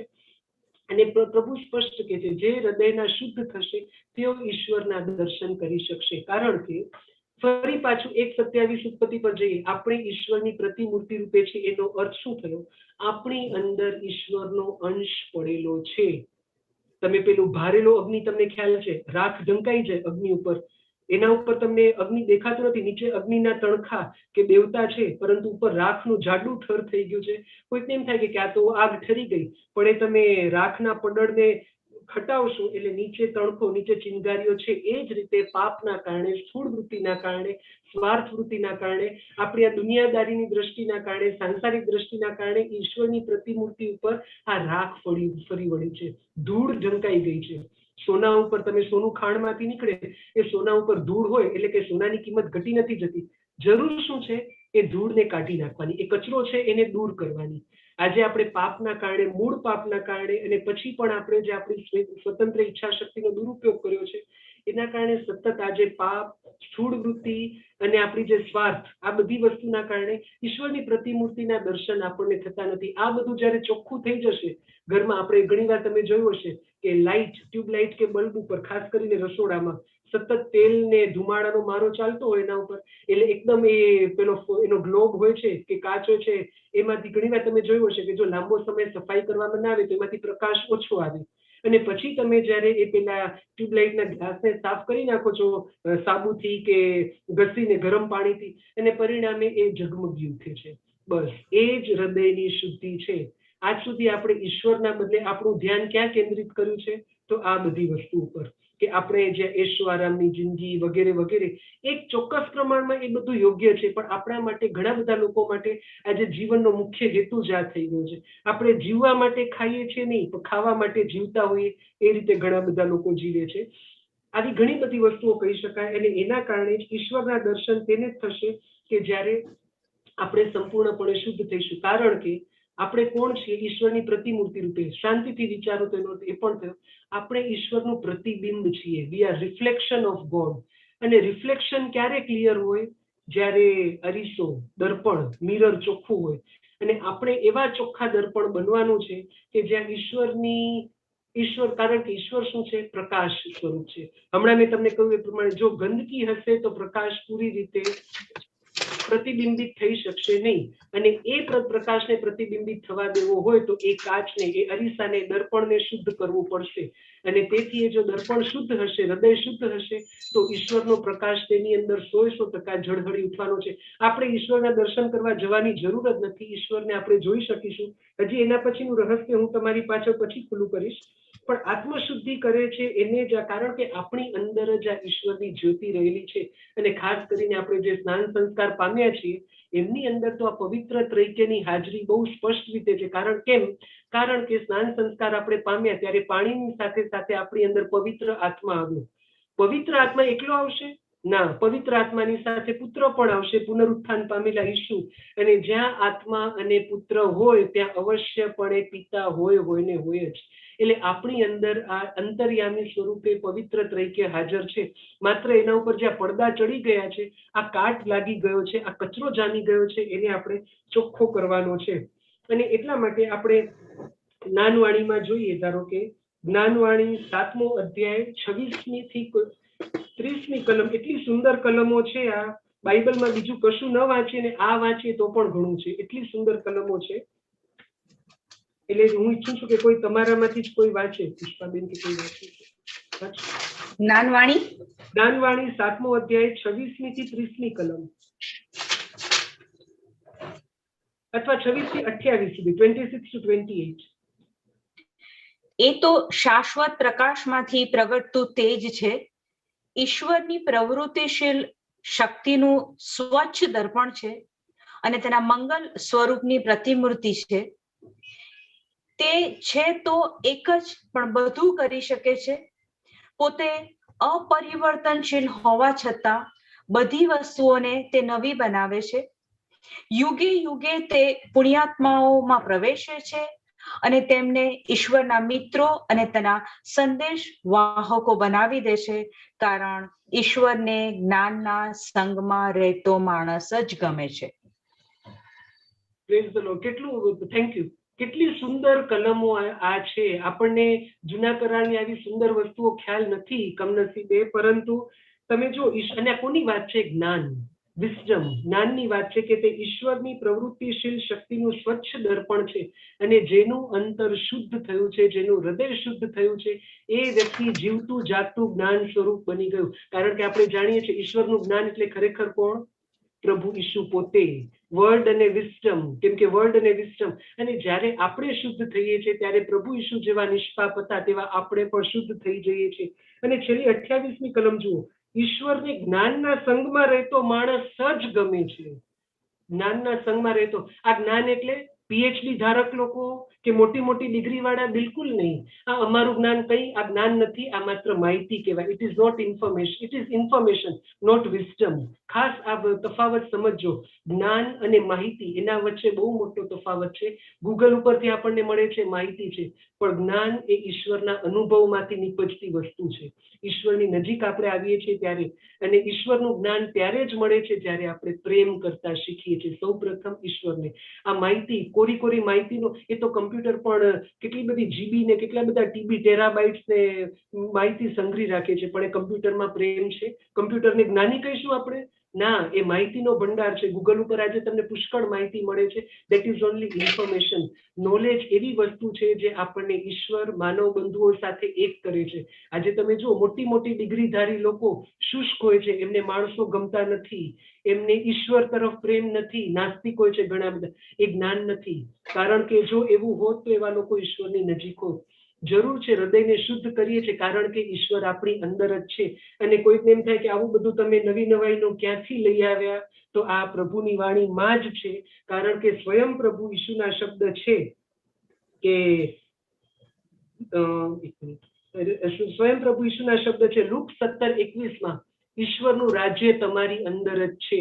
અહીં નહીં જોતા, ત્યાં નહીં જોતા, ઈશ્વરનું રાજ્ય અહીં જોવા નથી જવાનું, ત્યાં જોવા નથી જવાનું, એ તમારી અંદર છે. કારણ કે ફરી પાછું ઈશ્વરની પ્રતિમૂર્તિ, કારણ કે ત્રૈક્યની હાજરી આપણી અંદર છે. આજ સુધી આપણને ત્રૈક્યની હાજરીનો અનુભવ એટલા માટે નહોતો થતો કારણ કે આપણે સ્નાન સંસ્કાર નહોતા પામ્યા. સ્નાન સંસ્કારના કારણે આપણું જે મૂળ પાપ જતું રહ્યું, એના કારણે આપણા જીવનમાં ધીમે ધીમે પ્રકાશ પ્રગટી રહ્યો છે. અને જેટલા આપણે ઈશ્વરના વચનો પ્રમાણે ચાલીશું, પવિત્ર આત્માના દોરવાએ દોરીશું, એ પ્રકાશ વધુ ને વધુ સત્ય જ થતો જશે. અને છેલ્લે છેલ્લે આપણે પરમ વિશુદ્ધ થઈને ઈશ્વરના દર્શન કરી શકીશું. એટલા માટે આજે ઘણા લોકો કહે છે સત્યમ શિવમ સુંદરમ. એ સત્યમ શિવમ સુંદરમ એ કશું જ નહીં પણ પવિત્ર ત્રૈક્ય. કારણ કે શિવમનો અર્થ છે ટ્રુ, ગુડ એન્ડ બ્યુટી. આ ઈશ્વરના 3 શબ્દો. ઈશ્વર 3 વસ્તુ છે. સત્ય છે, પોતે હિતકારી, અન્યનું કલ્યાણ કરનાર છે, અને ઈશ્વર સુંદર છે. કારણ કે જે શુદ્ધ હોય એ અવશ્ય સુંદર હોય જ. ઈશ્વર જેવું સુંદર બીજો કોણ હોઈ શકે? આત્મિક સૌંદર્યની પરાકાષ્ઠા ઈશ્વર સ્વયં છે. અને તેથી આપણે એના જેવા જ થવાનું છે. કારણ અને અહીં આપણે ખાસ એ જ્યારે શુદ્ધ છે, ઈશુ તો સંપૂર્ણપણે શુદ્ધ હતા, પણ આપણને ખ્યાલ છે કે એ સંપૂર્ણપણે ઈશ્વર હતા, દેવ હતા અને માનવી પણ હતા. જો ઈશુ પછી બીજા કોઈ સંપૂર્ણપણે શુદ્ધ હોય તો એ માતા મરિયમ. અને હું હંમેશા કહેતો આવ્યો છું તમને કે માત્ર આપણે વર્જિન મેરી શબ્દ બોલીએ છીએ, કુમારિકા મરિયમ, અખંડ કુમારિકા મરિયમ, અને આપણે આ બધા શબ્દોને માત્ર શબ્દશ અર્થમાં લઈએ છીએ કે કેમ કે તેઓ લગ્ન પછી પણ કુંવારી કે બ્રહ્મચારીની અવસ્થામાં રહ્યા હતા, બસ આપણે વર્જિનિટીનો અર્થ ત્યાં જ સીમિત કરી દઈએ છીએ. પણ ના, હૃદયના શુદ્ધ. કેમ શુદ્ધ? સાચા અર્થમાં માતા મરિયમ એ પવિત્ર આત્માનું મંદિર હતા. કારણ કે તેમનામાં માત્ર એ સ્વનિયંત્રણમાં જીવતા હતા કે લગ્ન જીવન કે લગ્ન સંબંધમાં નહોતા, એટલું જ નહીં, પરંતુ તેમની વૃત્તિઓ સંપૂર્ણપણે શુદ્ધ હતી. એક ઈશ્વર સિવાય તેમના જીવનમાં બીજા કશાનું પ્રાધાન્ય નહોતું. નહીં તો ક્રોસ ઉપર પોતાના દીકરાની આહુતિ આપી શક્યા હોત. સૌથી વહાલું એમનું એકમાત્ર મૂલ્યવાન જો એમનો ખજાનો હોય તો ઈસુ હતા. પરંતુ ઈશ્વર પિતાની યોજનાને સાર્થક કરવા માટે પોતાના દીકરાને પણ, અબ્રાહમને તો ઈશ્વર અટકાવી લે છે, પણ માતા મરિયમે તો બલિદાન આપવું જ પડે છે. અને આ રીતે માતા મરિયમનું એકમાત્ર એક વિધવા પાસે એના પોતાના એક યુવાન પુત્રથી વિશેષ શું મોટી જણસ હોઈ શકે? એ પણ ઈશ્વર પિતાની યોજનાને સાર્થક કરવા માટે તેઓ ખુવાર કરી દે છે, કુરબાન કરી દે છે સાચા અર્થમાં. અને તેથી માતા મરિયમ, કારણ કે અને જે વ્યક્તિ ઈશ્વર સાથે એક થયેલી છે, ઘણા લોકો કહે છે અમે આ બધું તમે કહો છો સ્થૂળ વૃત્તિમાંથી મુક્ત થાવ, સાંસારિક વૃત્તિ, અમે કઈ મઠવાસી નથી કે અમે કઈ એકાંતવાસી નથી, અમે તો સંસારમાં પડેલા લોકો છીએ. એક વખત ઈશ્વરને તમે પહેલું સ્થાન આપશો તમારા જીવનમાં, એટલે બાકી બધી વસ્તુઓ વ્યવસ્થિત ગોઠવાઈ જશે. કેમ કે આમીન. કેમ કે આપણે જોઈએ છે, તમે જૂના સમયમાં દરિયામાં પેલું મરીનસ કંપાસ કે હોકા યંત્ર હતું, એમ આજના આપણા મોડર્ન સમયમાં તમે ગાડી ચલાવતા હો તો જીપીએસ હોય છે. જેનું જીપીએસ બરાબર કામ કરતું હોય એ ક્યારે આડાવડા રસ્તે ફંટાશે? એ જીપીએસ ખોટા રસ્તે હશે તો એ પાછો લઈ આવશે. એમ ઈશ્વર આપણો જીપીએસ છે, પવિત્ર આત્મા આપણો જીપીએસ છે. એ પવિત્ર આત્મા સાથેના આપણા સંબંધો બરાબર હશે, પછી તમે પરિણીત હો તો તમારી પત્ની સાથે, કેમ કે તમે ઈશ્વરને મહત્વ આપો છો એટલે તમારી પત્ની તરફ ઉદાસીન થઈ જશો? નહીં બને. તમે તમારા બાળકો તરફ બેદરકાર બનશો? નહીં બને. બલકે તમે દરેક પ્રવૃત્તિઓ તમારી જીવંત થઈ ઉઠશે, સાચા અર્થમાં સફળ બની ઉઠશે. કારણ કે ઈશ્વર બધું જ મેનેજ કરી આપશે, ઈશ્વર બધું જ ગોઠવી આપે છે આપણને. જ્યારે આપણે ઈશ્વરમાં પૂરેપૂરો વિશ્વાસ મૂકી દઈએ છીએ, અને કોઈને આ વસ્તુમાં વિશ્વાસ ના આવતો હોય તો ક્યારેક સમય મળે ત્યારે યશાયા 30:15 અને 18 કલમ વાંચજો કે આપણી મેઇન તાકાત કે આપણી શક્તિનો સ્ત્રોત ઈશ્વરમાં મૂકેલો સંપૂર્ણ વિશ્વાસ છે. અને તેથી જ્યારે ઈશ્વરને આપણે પહેલું સ્થાન આપીએ છીએ, કારણ કે ઈશ્વર આપણો આધાર છે, પાયો છે. એક વખત ઈશ્વર સાથે બધું આપણું વ્યવસ્થિત હશે એટલે આપોઆપ આપણા કાર્યસ્થળે પણ બધું વ્યવસ્થિત ચાલવા માંડશે, આપણા ઘરમાં પણ શાંતિ હશે, ધર્મસભામાં પણ આપણને કોઈ સાથે વિવાદ કે વિખવાદ ઉભા નહીં થાય, બધું. અને કદાચ થશે તો પણ આપણી અંદર શાંતિ રહેશે. એટલે હૃદયના શુદ્ધ થવું. અને મેં કહ્યું એ પ્રમાણે માતા મરિયમ, એમના જીવનનો એકમાત્ર હેતુ શું? માતા મરિયમ પોતાની દૈનિક ફરજો નહોતા બજાવતા? આખો દિવસ માત્ર પ્રાર્થનામાં કે કન્ટેમ્પલેશનમાં બેસી રહેતા હતા? ના. ભલે બાઇબલમાં આવતું નથી, પોતાની બધી કૌટુંબિક જવાબદારીઓ નિભાવતા હતા. પ્રભુ ઈશુની વાત કરીએ, સુથાર તરીકે પોતાનું બધું જ કાર્ય કરતા હતા, ઉપદેશ આપતા હતા, સાજા કરતા હતા લોકોને, અપદૂતોને કાઢતા હતા. છતાં એ કોઈ પણ વસ્તુમાં તેમનો બધા જ કાર્ય તેમના વ્યવસ્થિત પાર પડતા હતા, અને છતાં ઈશ્વર સાથે એક હતા. બલકે પરમપિતા સાથે એક હતા, માટે જ ઈશ્વર આ બધું કરી શકતા હતા. સ્વયં ઈશુ કહે છે કે હું મારી રીતે નથી કરી શકતો, પરંતુ પરમપિતાના બળથી આ બધું, પરમપિતાની ઈચ્છા પ્રમાણે હું આ બધું કરી શકું છું. અને ખાસ હૃદય જો શુદ્ધ કરવું હોય તો સૌ પ્રથમ જે વસ્તુ આપણે મૂકવાની છે, જે બહુ જ અઘરી છે એક સામાન્ય માનવીની ભાષામાં, એ આપણા સ્વાર્થને મૂકવાની. આપણે શાંતિથી આજે જ્યારે આપણને સમય મળે ત્યારે આપણે વિચારવાનું છે કે કોઈ પણ આપણે પ્રવૃત્તિ કરીએ છીએ, આપણને ઉપરથી ભલે એવું લાગતું હોય કે હું બીજા માટે કરું છું, ઈશ્વર માટે કરું છું, પણ આજે આપણે સાવે સાવ પ્રમાણિક બનીને પોતાની જાતને પૂછીએ કે થોડોક પણ ફાયદો હું મારો પોતાનો જોઉં છું કે નહીં, કે ક્યાંક ઊંડે ઊંડે પણ મારા સબકોન્શિયસ, મારા સુષુપ્ત મગજમાં એવું છે કે આમાંથી હું આમ કરીશ તો મને આ લાભ થશે, કદાચ દુનિયાવી નહીં તો આત્મિક લાભ, કે કદાચ મારું જ્ઞાન વધશે, મારું આ વધશે. આત્મિક ફાયદા સંપૂર્ણપણે આપણે જ્યારે સ્વાર્થને સૂર્યે ચડાવી દઈએ છીએ, સ્વાર્થને જ્યારે ક્રોસ ઉપર ચડાવી દઈએ છીએ, ત્યારે આપણે અંતરના વિશુદ્ધ થઈશું. કારણ કે એક પેલું કહેવાય ને, દૂધ પાકમાં બધા જ મસાલા નાખ્યા બહુ સરસ બનાવે, પણ એક ટીપું લીંબુ પડી ગયું તો દૂધ પાક કામ નહીં આવે, ફેંકી દેવો પડશે, દૂધ ફાટી ગયું. એક ટીપું પણ સ્વાર્થ આવી ગયો, હું આ પ્રીચ કરું છું, જો એક ક્ષણ માટે પણ અત્યારે આ સંવાદ આપવામાં જો એક ક્ષણ માટે પણ મને એવું લાગ્યું કે આના કારણે લોકોને લાગશે આ ભાઈ કેટલું સરસ બોલે છે, જો આવી એક પણ મારા મગજમાં તલભારની પણ ઈચ્છા હોય તો આ તપન સ્વાર્થી થઈ ગયો, અને તપન હૃદયનો શુદ્ધ નથી, તપન ઈશ્વરના દર્શન કરી શકશે નહીં. ઈશ્વરના દર્શન ઈશ્વરથી ખૂબ જ દૂર છે. આપણે જે કંઈ પ્રવૃત્તિ કરીએ છીએ એના માટે ઊંડે ઊંડે આપણા અંતરના ખૂણાને તપાસી કે ક્યાંક ઊંડે ઊંડે આવી કોઈ ભાવના નથી ને કે મારું સારું લાગશે, હું કેટલું બધું જાણું છું, લોકોને એવું લાગશે કે હું પવિત્ર છું, હું ઈશ્વરની નજીક છું. જો આવા આત્મિક પણ આપણી અપેક્ષા હશે તો હજુ આપણે સ્વાર્થ મુક્ત થયા નથી. કારણ કે એનો અર્થ શું થયો, હજુ આપણે આપણા અહમને પોષીએ છીએ, હજુ હું મારા માટે કરું છું, બીજા માટે નહીં.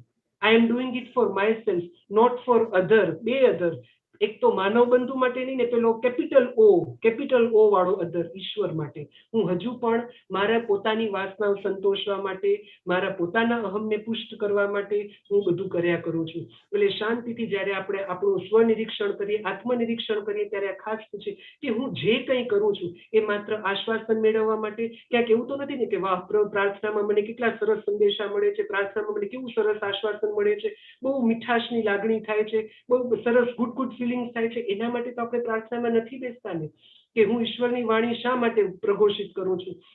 કેમ કે જ્યારે આપણે સ્વાર્થને છોડીશું ત્યારે સાચા અર્થમાં આપણે હવે જે કરીએ છીએ તે બધું બીજા માટે, ઈશ્વરને માટે અને માનવ બંધુ માટે. હવે આપણું જે ચાલક બળ છે, પ્રેરક બળ છે, ડ્રાઇવિંગ ફોર્સ છે, it is not self, it is જ્યારે સેલ્ફલેસ થઈએ છીએ ત્યારે સાચા અર્થમાં પ્રેમ પ્રગટે છે. કેમ કે પ્રેમમાં સંત પાઉલના શબ્દોમાં 1 કોરિન્થિયન 13 કે જ્યાં પ્રેમ છે ત્યાં સ્વાર્થ નથી, ઈર્ષા નથી, કશું જ ખૂટતું નથી, પ્રેમ પરિપૂર્ણ છે. અને ત્યારે જ્યારે આવા વિશુદ્ધ પ્રેમથી આપણું અંતર ભરાઈ જશે ત્યારે આપણને ઈશ્વરના દર્શન થશે. અને હવે તમારી સામે રહસ્ય જેવું કશું છે જ નહીં, ઓપન સિક્રેટ. કેમ એવું થશે? કેમ કે ઈશ્વર સ્વયં પ્રેમ સ્વરૂપ છે, એમાં કોઈ શંકા ખરી? સંત યોહાન વારંવાર એવું કહેતા આવ્યા છે કે ઈશ્વર પ્રેમ સ્વરૂપ છે, અને જો આપણે પ્રેમ સ્વરૂપ થઈ જઈશું, પ્રકાશને પ્રકાશ જ ઓળખી શકે, જ્યોતિને જ્યોતિ જ ઓળખી શકે. જ્યારે આપણામાંથી આ સ્વાર્થ ના જળમૂળથી જ્યારે નષ્ટ થઈ જશે ત્યારે આપણે ઈશ્વર તુલ્ય જ બની ગયા. We have become God. Actually આપણા આખા જીવનનો હેતુ આ ઈશ્વર તુલ્ય બનવાનો છે. ઈશ્વર તુલ્ય એટલે ઈશ્વર જેવા સર્વજ્ઞ શક્તિશાળી એ તો થશે, એ that is the by product, એ સેકન્ડરી છે. ઈશ્વર જેવા સંપૂર્ણપણે પ્રેમાળ, કરુણામય, દયામય થવાનું છે. જો હું કોઈ પણ પ્રવૃત્તિ, જો હું મારા સ્વાર્થ માટે એક ટીપું પણ મારામાં મારો સ્વાર્થ છે કે આજે મારા આ સંદેશના વખાણ થવા જોઈએ, કે આ ભાઈ કેટલી બધી પ્રાર્થના કરે છે, તો તપન ઇઝ ફેલિયર. તપનમાં ઈશ્વર જીવતો નથી, ઈશ્વર કાર્યરત નથી, પરંતુ તપન તો પોતાનું જ ખેતર ખેડવા નીકળ્યો છે, પોતા માટે જ કામ કરે છે.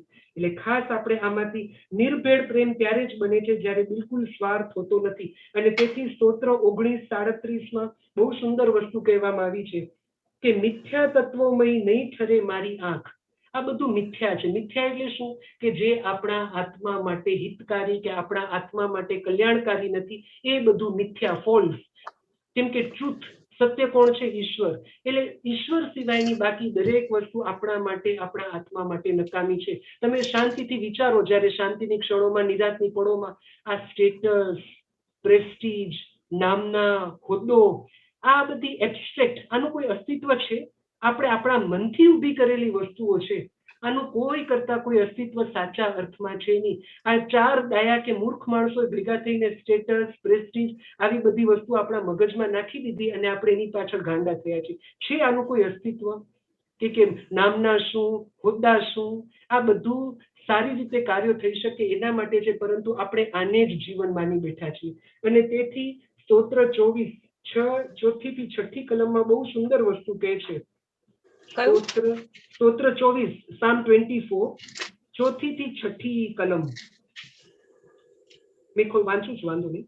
જેના કર્મો ચોખ્ખા હોય, પવિત્ર જેનું અંતર હોય, દેવ દેવલાને પૂજે ન ક્યાંય, જે સોગન ખોટા ન ખાય, એનો પ્રભુજી તારણહાર, અઢળક દેશે આશીર્વાદ, એવા લોકો દર્શને જાય, યાકોબના ઈશ સન્મુખ થાય જાય. મેં તમને કહ્યું ને, ગિરી પ્રવચન ને પૂરેપૂરો જૂના કરાર સાથે સંબંધ છે. માત્ર પ્રભુ ઈસુ એમાંથી એમ પેલું કહેવાય ને, મંથન કરીને અમૃત આપણા માટે બહાર લાવ્યા છે. અહીં જોઈ લો, કર્મો ચોખ્ખા હોય. કર્મો ક્યારે ચોખ્ખા થાય? અંતર ચોખ્ખું હશે તો. કારણ કે કાર્ય એ આપણા અંતરનું મૂળ છે, વિચારનું મૂળ. વિચાર મૂળ છે, કાર્ય ફળ છે. જેના અંતર ચોખ્ખા, હૈયું ચોખ્ખું હશે તો હાથ આપોઆપ ચોખ્ખા થશે. If intention is pure, actions will automatically become pure.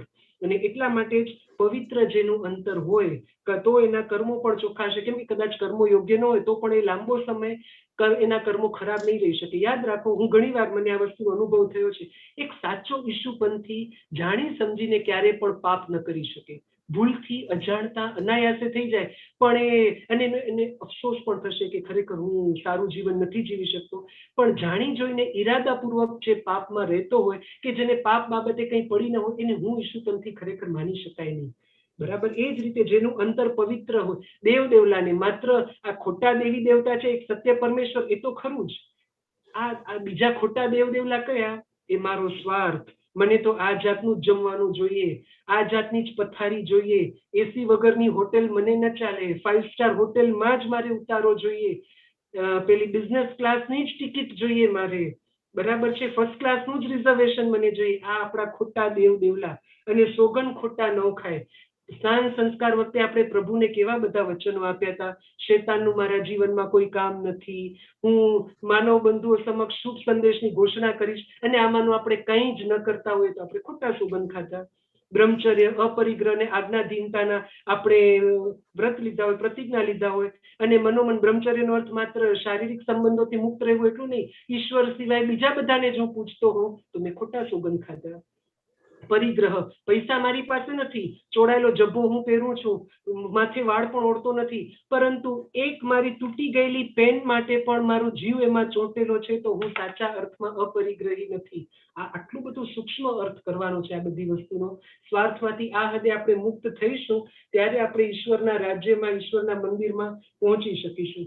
અને તેથી જ અને છેલ્લે અને આના માટે નિરાશ થવાની પણ જરૂર નથી.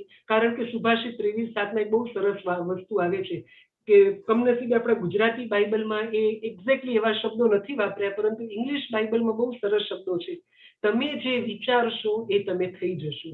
જે તમે વિચાર કરો છો ભવિષ્યમાં તમે એ જ બની જશો. આજે હું મારે પૈસાદાર થવું છે, મારે અંબાણી બનવું છે કે અદાણી બનવું છે, એવા વિચાર કરીશ તો હું ત્યાં સુધી પહોંચી શકીશ. પણ જો મારા વિચારો, મારી લાગણીઓ ઈસુ ઉપર કેન્દ્રિત હશે તો આજે નહીં તો આવતીકાલે હું આ પૃથ્વી પર નાઝરેથનો ઈસુ બનીને જ રહીશ. કેમ કે વિચાર એ સર્વ કાર્યનો રાજા છે. અને તેથી જ ખૂબ જરૂર છે આપણા વિચારોની શુદ્ધિ કરવાનું. એ ગુજરાતી બાઇબલમાં એનું એટલું સુંદર ભાષાંતર નથી આપેલું. ઇંગ્લિશ બાઇબલમાં બહુ સરસ છે કે the man will become what he thinks. એ પોતે જે વિચારે છે એ થશે. અને ત્યાં લોભી માણસની વાત છે કે લોભી માણસ કેમ કે અંતરથી નથી ઈચ્છતો કે તમે લોભી માણસને ત્યાં જાઓ. એક દ્રષ્ટાંત આપેલું છે કે લોભી માણસને તમે ત્યાં જમવા જાઓ, પોતાનું સારું લગાડવા માટે તમને આમંત્રણ આપશે, પણ એની ઈચ્છા નથી હોતી કે તમે પેટ ભરીને કે જમો, કેમ કે તો લોભી છે. એટલે ઉપરથી કહેશે ખાવ ને, અરે તમે તો બિલકુલ લેતા નથી, પણ અંતરમાં કચવાટ હશે. અને પરિણામે ત્યાં તમે ખાશો તો એનો કોઈ ફાયદો નથી તમને થવાનો કે નથી એને. એટલે એના ઉપર એવું સમજાવે છે કે એ જે વિચારે છે એ કરતો નથી. એટલે તમે જે વિચારશો તે તમે થશો. આટલી બધી અસર છે તમારા વિચારોની. હું આજે મારા વિચારોને પવિત્ર તરીકે પર કેન્દ્રિત કરીશ તો હું ઈશ્વર જેવો દયાળુ, પ્રેમમય કે પવિત્ર થઈશ.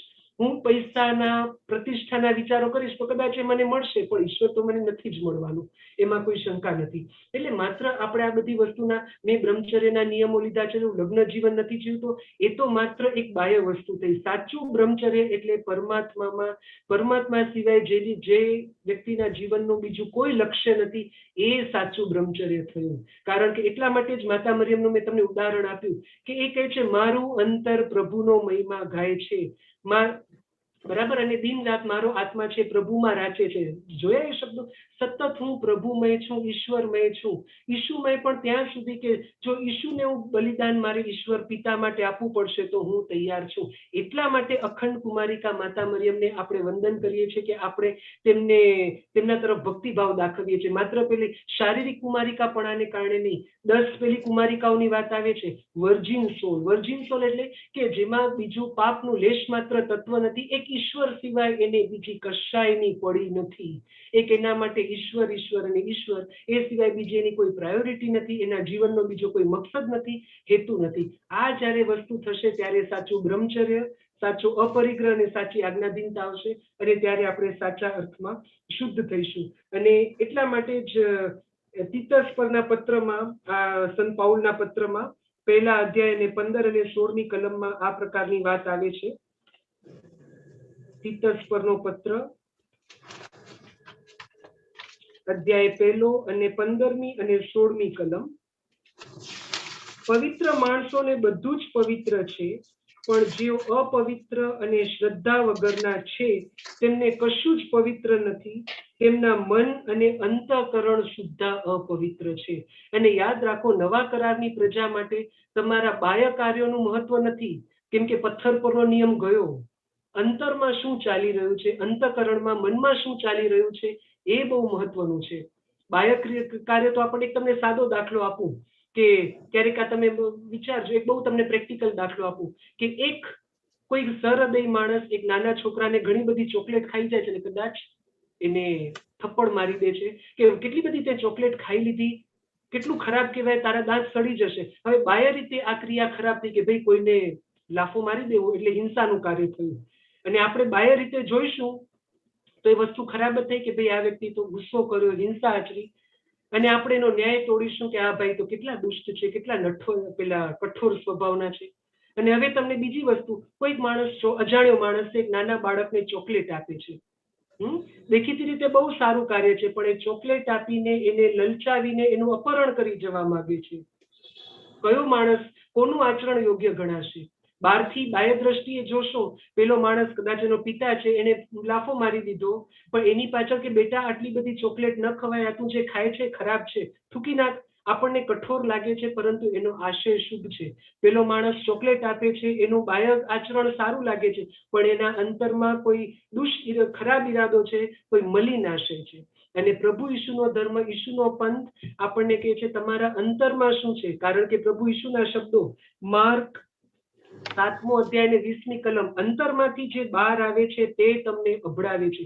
બહારથી જે અંદર જાય છે તે તમને અભડાવી શકતું નથી, પરંતુ અંતરમાંથી જે બહાર આવે છે તે તમને અભડાવે છે. માર્ક 7 અને 20મી કલમ. અને એમાં આપણને જોઈશું તો આપણે આજે પોતાનું નિરીક્ષણ કરવાની જરૂર છે કે આપણામાં કઈ કઈ વસ્તુ એવી છે. જ્યારે ખોરાકની બાબતે ચર્ચા થાય છે ત્યારે પ્રભુ કહે છે કે તમારા પ્યાલાને, કે ફરોશીઓ અને દંભી લોકો, તમે પ્યાલાને બહારથી સાફ કર્યા કરો છો, પરંતુ પ્યાલો અંદરથી સાફ કરો તો બહારથી આપોઆપ સાફ થઈ જશે. એ પ્યાલો એટલે મારું તમારું અસ્તિત્વ.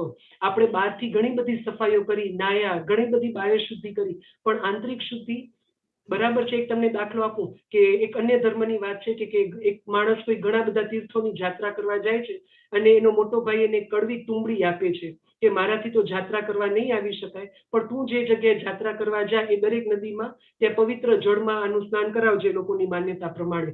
અને એક માત્ર સંદેશો આપવા માટે જેવો દાખલો હું તમને લઉં છું, બાકી આપણને એમની સાથે કોઈ લેવા દેવા નથી. અને એ ભાઈ તો, પેલો નાનો ભાઈ તો યાત્રા કરવા નીકળે છે અને જ્યાં જ્યાં પવિત્ર નદીઓમાંથી દરેક જગ્યાએ પેલી તુંબડીમાં પાણી ભરે છે અને સ્નાન કરાવે છે. દરેક પવિત્ર નદીઓનું પાણી ભરીને લાવે છે અને પાછું લગભગ 6-7 મહિના રહીને પાછો ફરે છે યાત્રાઓ કરીને. અને પેલા મોટા ભાઈને કે છે કે યાત્રા સરસ થઈ, વગેરે વગેરે, બહુ પુણ્ય કમાઈને હું આવ્યો, વગેરે. અને ત્યારે પેલો ભાઈ કે છે, મારી તુંબડીને તમે યાત્રા કરાવી? તો કે હા, યાત્રા કરાવી ને. ભૂલ્યા વગર હું પેલા નદીમાં સ્નાન કરતો એ પેલા પેલી તુંબડીને પાણીમાં ડુબાડતો. જુઓ, હું પાણી ભરી લાવ્યો છું પેલી બહુ પવિત્ર નદીનું. એ કે છે, ભાઈ કે છે, સારું, એ પાણી તમે જરા ચાખો ને. અને પાણી ચાખે છે ને પેલો તો આમ તરત ઉલટી થઈ જાય એટલું કડવું, કેમ કે તુંબડીનો મૂળ સ્વભાવ છે એનો સ્વાદ કડવો હોય. તુંબડીનો સ્વાદ એ જે સુકાઈ ગયેલી દૂધી એટલે એનો સ્વાદ કડવો હોય. તો કે ભાઈ કે તો કે આ થૂ થૂ કરી નાખે છે કે આ તો અતિશય કડવું, મોઢામાં પડે પણ નહીં એવું પાણી છે. તો કે તમે તો આટલી બધી નદીઓમાં એમને સ્નાન કરાવ્યું છતાં પણ એની કડવાશ ન ગઈ? જો તમે આટલી બધી નદીઓમાં એને સ્નાન કરાવ્યું છતાં પણ કડવાશ ન ગઈ, તો આ માત્ર બાહ્ય સ્નાન કે બાહ્ય શુદ્ધિ કરવાથી કંઈ થવાનું નથી. એ તુંબડીની મૂળ પ્રકૃતિ જ કડવાશ છે. એ પ્રકૃતિ ન ગઈ જ્યાં સુધી, ત્યાં સુધી આ બાહ્ય શુદ્ધિ કોઈ અર્થની ખરી. અને એ જ પ્રભુ ઈસુ અહીં કહે છે કે તમારા હૃદય અંદરથી જે બહારથી અંદર જાય છે તો શરીરમાંથી આજે નહીં તો કાલે નીકળી જવાનું છે, પણ અંતરમાં તમે જે ભરીને બેઠા છો, પરિણામે આપણું અંતર કબર જેવું બની ગયું છે, જેમાં સડેલા મરદા કે સડી ગયેલા હાડકાઓ પડ્યા છે. અને પ્રભુ ઈસુ કહે છે અંદરથી, એટલે કે માણસના હૃદયમાંથી ખોટી દાનત, લંપટતા, ચોરી, ખૂન, વ્યભિચાર, લોભ, દુષ્ટતા, છળ કપટ, વિલાસિતા, ઈર્ષા, પરનિંદા, ઘમંડ, જડતા, લીટની આખી જાણે હોય એવી રીતે કેટલી બધી વસ્તુ આવી. આટલું બધું આખી લીટની ચાલી રહી છે, ઘમંડ, આ તે, આવું બધું આપણા હૃદયમાં ભર્યું છે. અને પછી આપણે વિચારીએ કે ઈશ્વરના દર્શન નથી થતા, તો એમાં ઈશ્વરનો વાંક ખરો? કેમ કે આ બધું આટલા બધા જાડા થર જામી ગયા હોય, મેલના થર જામી ગયા હોય, અને આપણને પરમ પવિત્ર ઈશ્વરના ક્યાંથી દર્શન થઈ શકે? અને એટલે સંત પાઉલ તિમોથી પરના બીજા પત્રમાં કહે છે, એટલે જો કોઈ એ બધા દોષથી મુક્ત રહેશે તો તે પવિત્ર, પોતાના માલિકને માટે ઉપયોગી તેમજ સર્વ સત્કાર્યો માટે સજ્જ એવું માન ભર્યું પાત્ર બની રહેશે. એટલે પવિત્ર આપણે આપણું પાત્ર આજે છે, આપણું આ ખોડ્યું છે, માત્ર શારીરિક રીતે નહીં, આત્મિક શુદ્ધિ કરવાની તત્કાળ જરૂર છે. પછીનું જે આશીર્વચન છે તે કહે છે કે શાંતિના ચાહકો પરમ સુખી છે, કારણ કે તમે ઈશ્વરના સંતાનો કહેવાશો. શાંતિ, એ પ્રભુ ઈસુ શાંતિને બહુ મહત્વ આપે છે. અને તેથી તમને ખ્યાલ છે, યોહાન 14:27 પુનરુત્થાન પામેલા ઈસુના પ્રથમ શબ્દો છે, પીસ બી વિથ યુ. હું મારી શાંતિ તમને, આપણે જે પરમ પૂજામાં પણ બોલે છે ફાધર, બરાબર, કે પ્રભુ ઈસુ કહે છે કે મારી શાંતિ હું તમને આપતો જાઉં છું, અને જેથી કરીને અને પછી આપણે પ્રાર્થના કરીએ છીએ કે મારા પાપો તરફ નહીં જોતા, અને એ પ્રમાણેના શબ્દો છે કે મારી શાંતિ હું તમને આપતો જાઉં છું. કારણ કે પ્રભુ ઈસુ જાણે છે કે આ દુનિયામાં આપણે સતત પરીક્ષણો, મુશ્કેલીઓમાંથી પસાર થવાના છે, અને દુનિયાની બીજી કોઈ વસ્તુ આપણને શાંતિ આપી શકે તેમ નથી. એક ઈસુની શાંતિ એ જ સાચા અર્થમાં શાંતિ છે. એનો અર્થ એવો નથી કે આપણે આ સંસારમાં છીએ ત્યારે દ્વંદ્વ નહીં હોય, મુશ્કેલીઓ નહીં હોય, પરંતુ એ બધા વચ્ચે પણ આપણે પરમ શાંતિનો અનુભવ કરીશું. જેમ કોઈ મજબૂત ઝાડ હોય, ગમે તેવું વાવાઝોડું આવે, એની ડાળીઓ હલશે, પાંદડા ખરી પડશે, પણ એ ઝાડ મૂળમાંથી ઉખડી નથી જતું. એ જ રીતે પ્રભુની શાંતિનું કે મારી શાંતિ હું તમને આપતો જાઉં છું. અને ખાસ કરીને મેં ઘણીવાર બિન ઈશુપંથીઓ વચ્ચે જોયું છે કે આપણો જે આ શાંતિ શુભેચ્છાનો જે રિવાજ છે એ બિન ઈશુપંથીઓને એટલો બધો પ્રિય હોય છે. મને એક વખત એક નોન ક્રિશ્ચિયન કહેતા હતા, મને કે તમારા ચર્ચમાં મને કે આમ એકબીજાને અરસપરસ શાંતિ પાઠવે, મને કે અમને એટલું ગમ્યું હતું ને, મને કે મેં આવું કોઈ ધર્મમાં નથી જોયું, અમારા ધર્મમાં આવું કશું જ નથી. મારી પોતાની અંગત વાત કરું તો હું જ્યારે પહેલી વાર મારા જીવનમાં ચર્ચમાં દાખલ થયો, મેં તો કોઈ દિવસ ઈશુપંથીઓને જોયા જ નહોતા કે કેવા હોય, કે કયા પ્રકારના લોકો હશે, અને ઘણા બધા ગૂંચવણ, કેવું હશે, શું હશે, જાત જાતના તર્ક વિતર્ક અટકળો સાથે હું પહેલી વાર ચર્ચમાં આવેલો. અને બરાબર મને તો ઈસુ વિશે કંઈ ખબર જ ન હતી. આજે છે ખબર એવું ન કહી શકાય, પણ ત્યારે તો કંઈ જ ખબર ન હતી.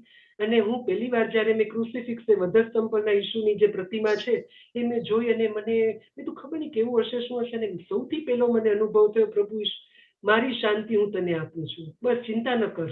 આ શબ્દો મને જાણે પ્રેઝ ધ લોર્ડ. અને મને એવું લાગેલું એક ક્ષણથી, મેં તો સાચી એટલી બધી ઊંડી શાંતિનો અનુભવ મને થયેલો. અને આજે પણ હું ઘણી વાર ચર્ચમાં જોઉં છું કે ઘણા નોન ક્રિશ્ચિયન લોકો જ્યારે ત્યાં આવે છે ત્યારે એ લોકોને જે શાંતિનો અનુભવ થાય છે, કારણ કે સાક્ષાત ઈસુની હાજરી દેવળમાં છે, ધર્મસભામાં છે. અને એ શાંતિ જે બહુ સાચું પૂછતા, મેં ઘણું બધું વાંચેલું, હું ઘણું બધું ધાર્મિક જીવન, કહેવાતું ધાર્મિક જીવન ઈસુના અનુભવ પહેલા જીવવાનો પ્રયત્ન કરતો, એ શાંતિ મેં મારા જીવનમાં ક્યારેય નહોતી અનુભવી. જે હું પ્રથમ વાર મારા જીવનમાં ચર્ચના એન્ટ્રન્સ ઉપર આવ્યો ને જે શાંતિનો સ્પર્શ મને થયો હતો, કારણ કે એ શાંતિ, that is the supernatural peace, અલૌકિક શાંતિ છે જે માત્ર ને માત્ર ઈસુ આપી શકે. અને તેથી ઈસુ આપણને પણ કહે છે કે તમે પણ એવા શાંતિના સ્થાપકો બનો. એનો અર્થ એવો નહીં કે આપણા જીવનમાં સંઘર્ષ નહીં આવે, સંઘર્ષ તો આવશે જ, પરંતુ આપણને કોઈ હલાવી નહીં શકે. આપણે મક્કમતાથી ક્રોસ ઉંચકીને ચાલતા હશું. ઈસુ કેવા હતા? ક્રોસ ઉંચકીને ચાલતા હતા, પરંતુ અંતરમાં પરમ શાંતિ હતી. એવી જ શાંતિ ગમે તેવી મુશ્કેલીઓ હશે, કષ્ટો હશે, પરંતુ આપણે ઈશ્વર સાથેનું તાદાત્મ્ય, આપણી શાંતિ કોઈ જોખમાવી નહીં શકે. અને યશાયા 11:2 આપણે જોઈએ તો ઈસુ માટે આ શબ્દો, ભાવિ મસીહા માટે આ શબ્દો વપરાય છે કે ભાવિ મસીહા તારણહાર કેવો હશે? તો એમ કહેવાય છે કે તે યશાયા 9મો અધ્યાય અને 6ઠી કલમમાં આવે છે કે તેનું રાજ્ય વિશાળ હશે, તેમાં અખંડ શાંતિ પ્રવર્તતી હશે. તે દાવીદના રાજ સિંહાસન ઉપર બેસશે ને ધર્મ ન્યાયના પાયા ઉપર પોતાની રાજસત્તાની પ્રતિષ્ઠા કરીને રાજ્ય કરશે. એ મસીહા આવનાર તારણહારનું રાજ્ય કેવું હશે? તો એમાં શાંતિ પ્રવર્તતી હશે. એટલે મને મારો પોતાનો અંગત અનુભવ કહું તો પ્રભુ ઈસુ તરફ આવ્યા પછી મને કોઈ પ્રકારની ચિંતા ક્યારે થઈ નથી, અને શાંતિપૂર્ણ જીવે છે. અને માત્ર એટલું જ નહીં, એ અન્યને પણ શાંતિ આપે છે. અને આજે આપણે જ્યારે વસ્તુ કહીએ છીએ ત્યારે ખાસ વસ્તુ સમજવાની કે જ્યારે આપણે બીજાના જીવનમાં શાંતિ પાથરવા જઈએ છીએ, સાથે સાથે આપણે પોતાની આંતરિક શાંતિ પણ વિકસાવીએ. ઘણી વખત આપણે પોતાની જાત તરફ બહુ ક્રૂર, અતિશય ન્યાય તોડતા થઈ ગયા છે. ઘણીવાર આપણે પોતાની જાત તરફ પણ હું ખરાબ છું, સતત પોતાને આપણે ટોર્ચર કરતા હોઈએ છીએ. એ શાંતિ પણ આપણે વિકસાવવાની જરૂર છે.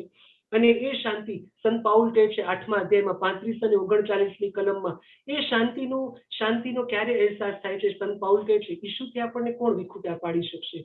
ગમે તેવા કષ્ટો આવે, કોઈ દેવદૂત છે, કોઈ આદિ પરાશક્તિ, કોઈ ગમે તેવા ભૂખમરો ત્રાસ, આપણને ઈસુથી કશા કોઈ વિખૂટા પાડી શકે તેમ નથી. આ એ સંત પાઉલે અનુભવેલી શાંતિ કે ગમે તેવા પરીક્ષણો હોય, ગમે તેવા કષ્ટો હોય, પરંતુ આપણે હચમચી જવાના નથી, આપણે નાસીપાસ થવાના નથી. અને એ શાંતિ માટેની પૂર્વ શરત છે. એ શાંતિ ક્યારે મળી શકે? ઓફકોર્સ પ્રભુમાં શ્રદ્ધા અને એના માટે પ્રાર્થના અનિવાર્ય છે. શાંત પળોમાં થતી પ્રાર્થના દ્વારા જ આપણે એ શાંતિ મળશે.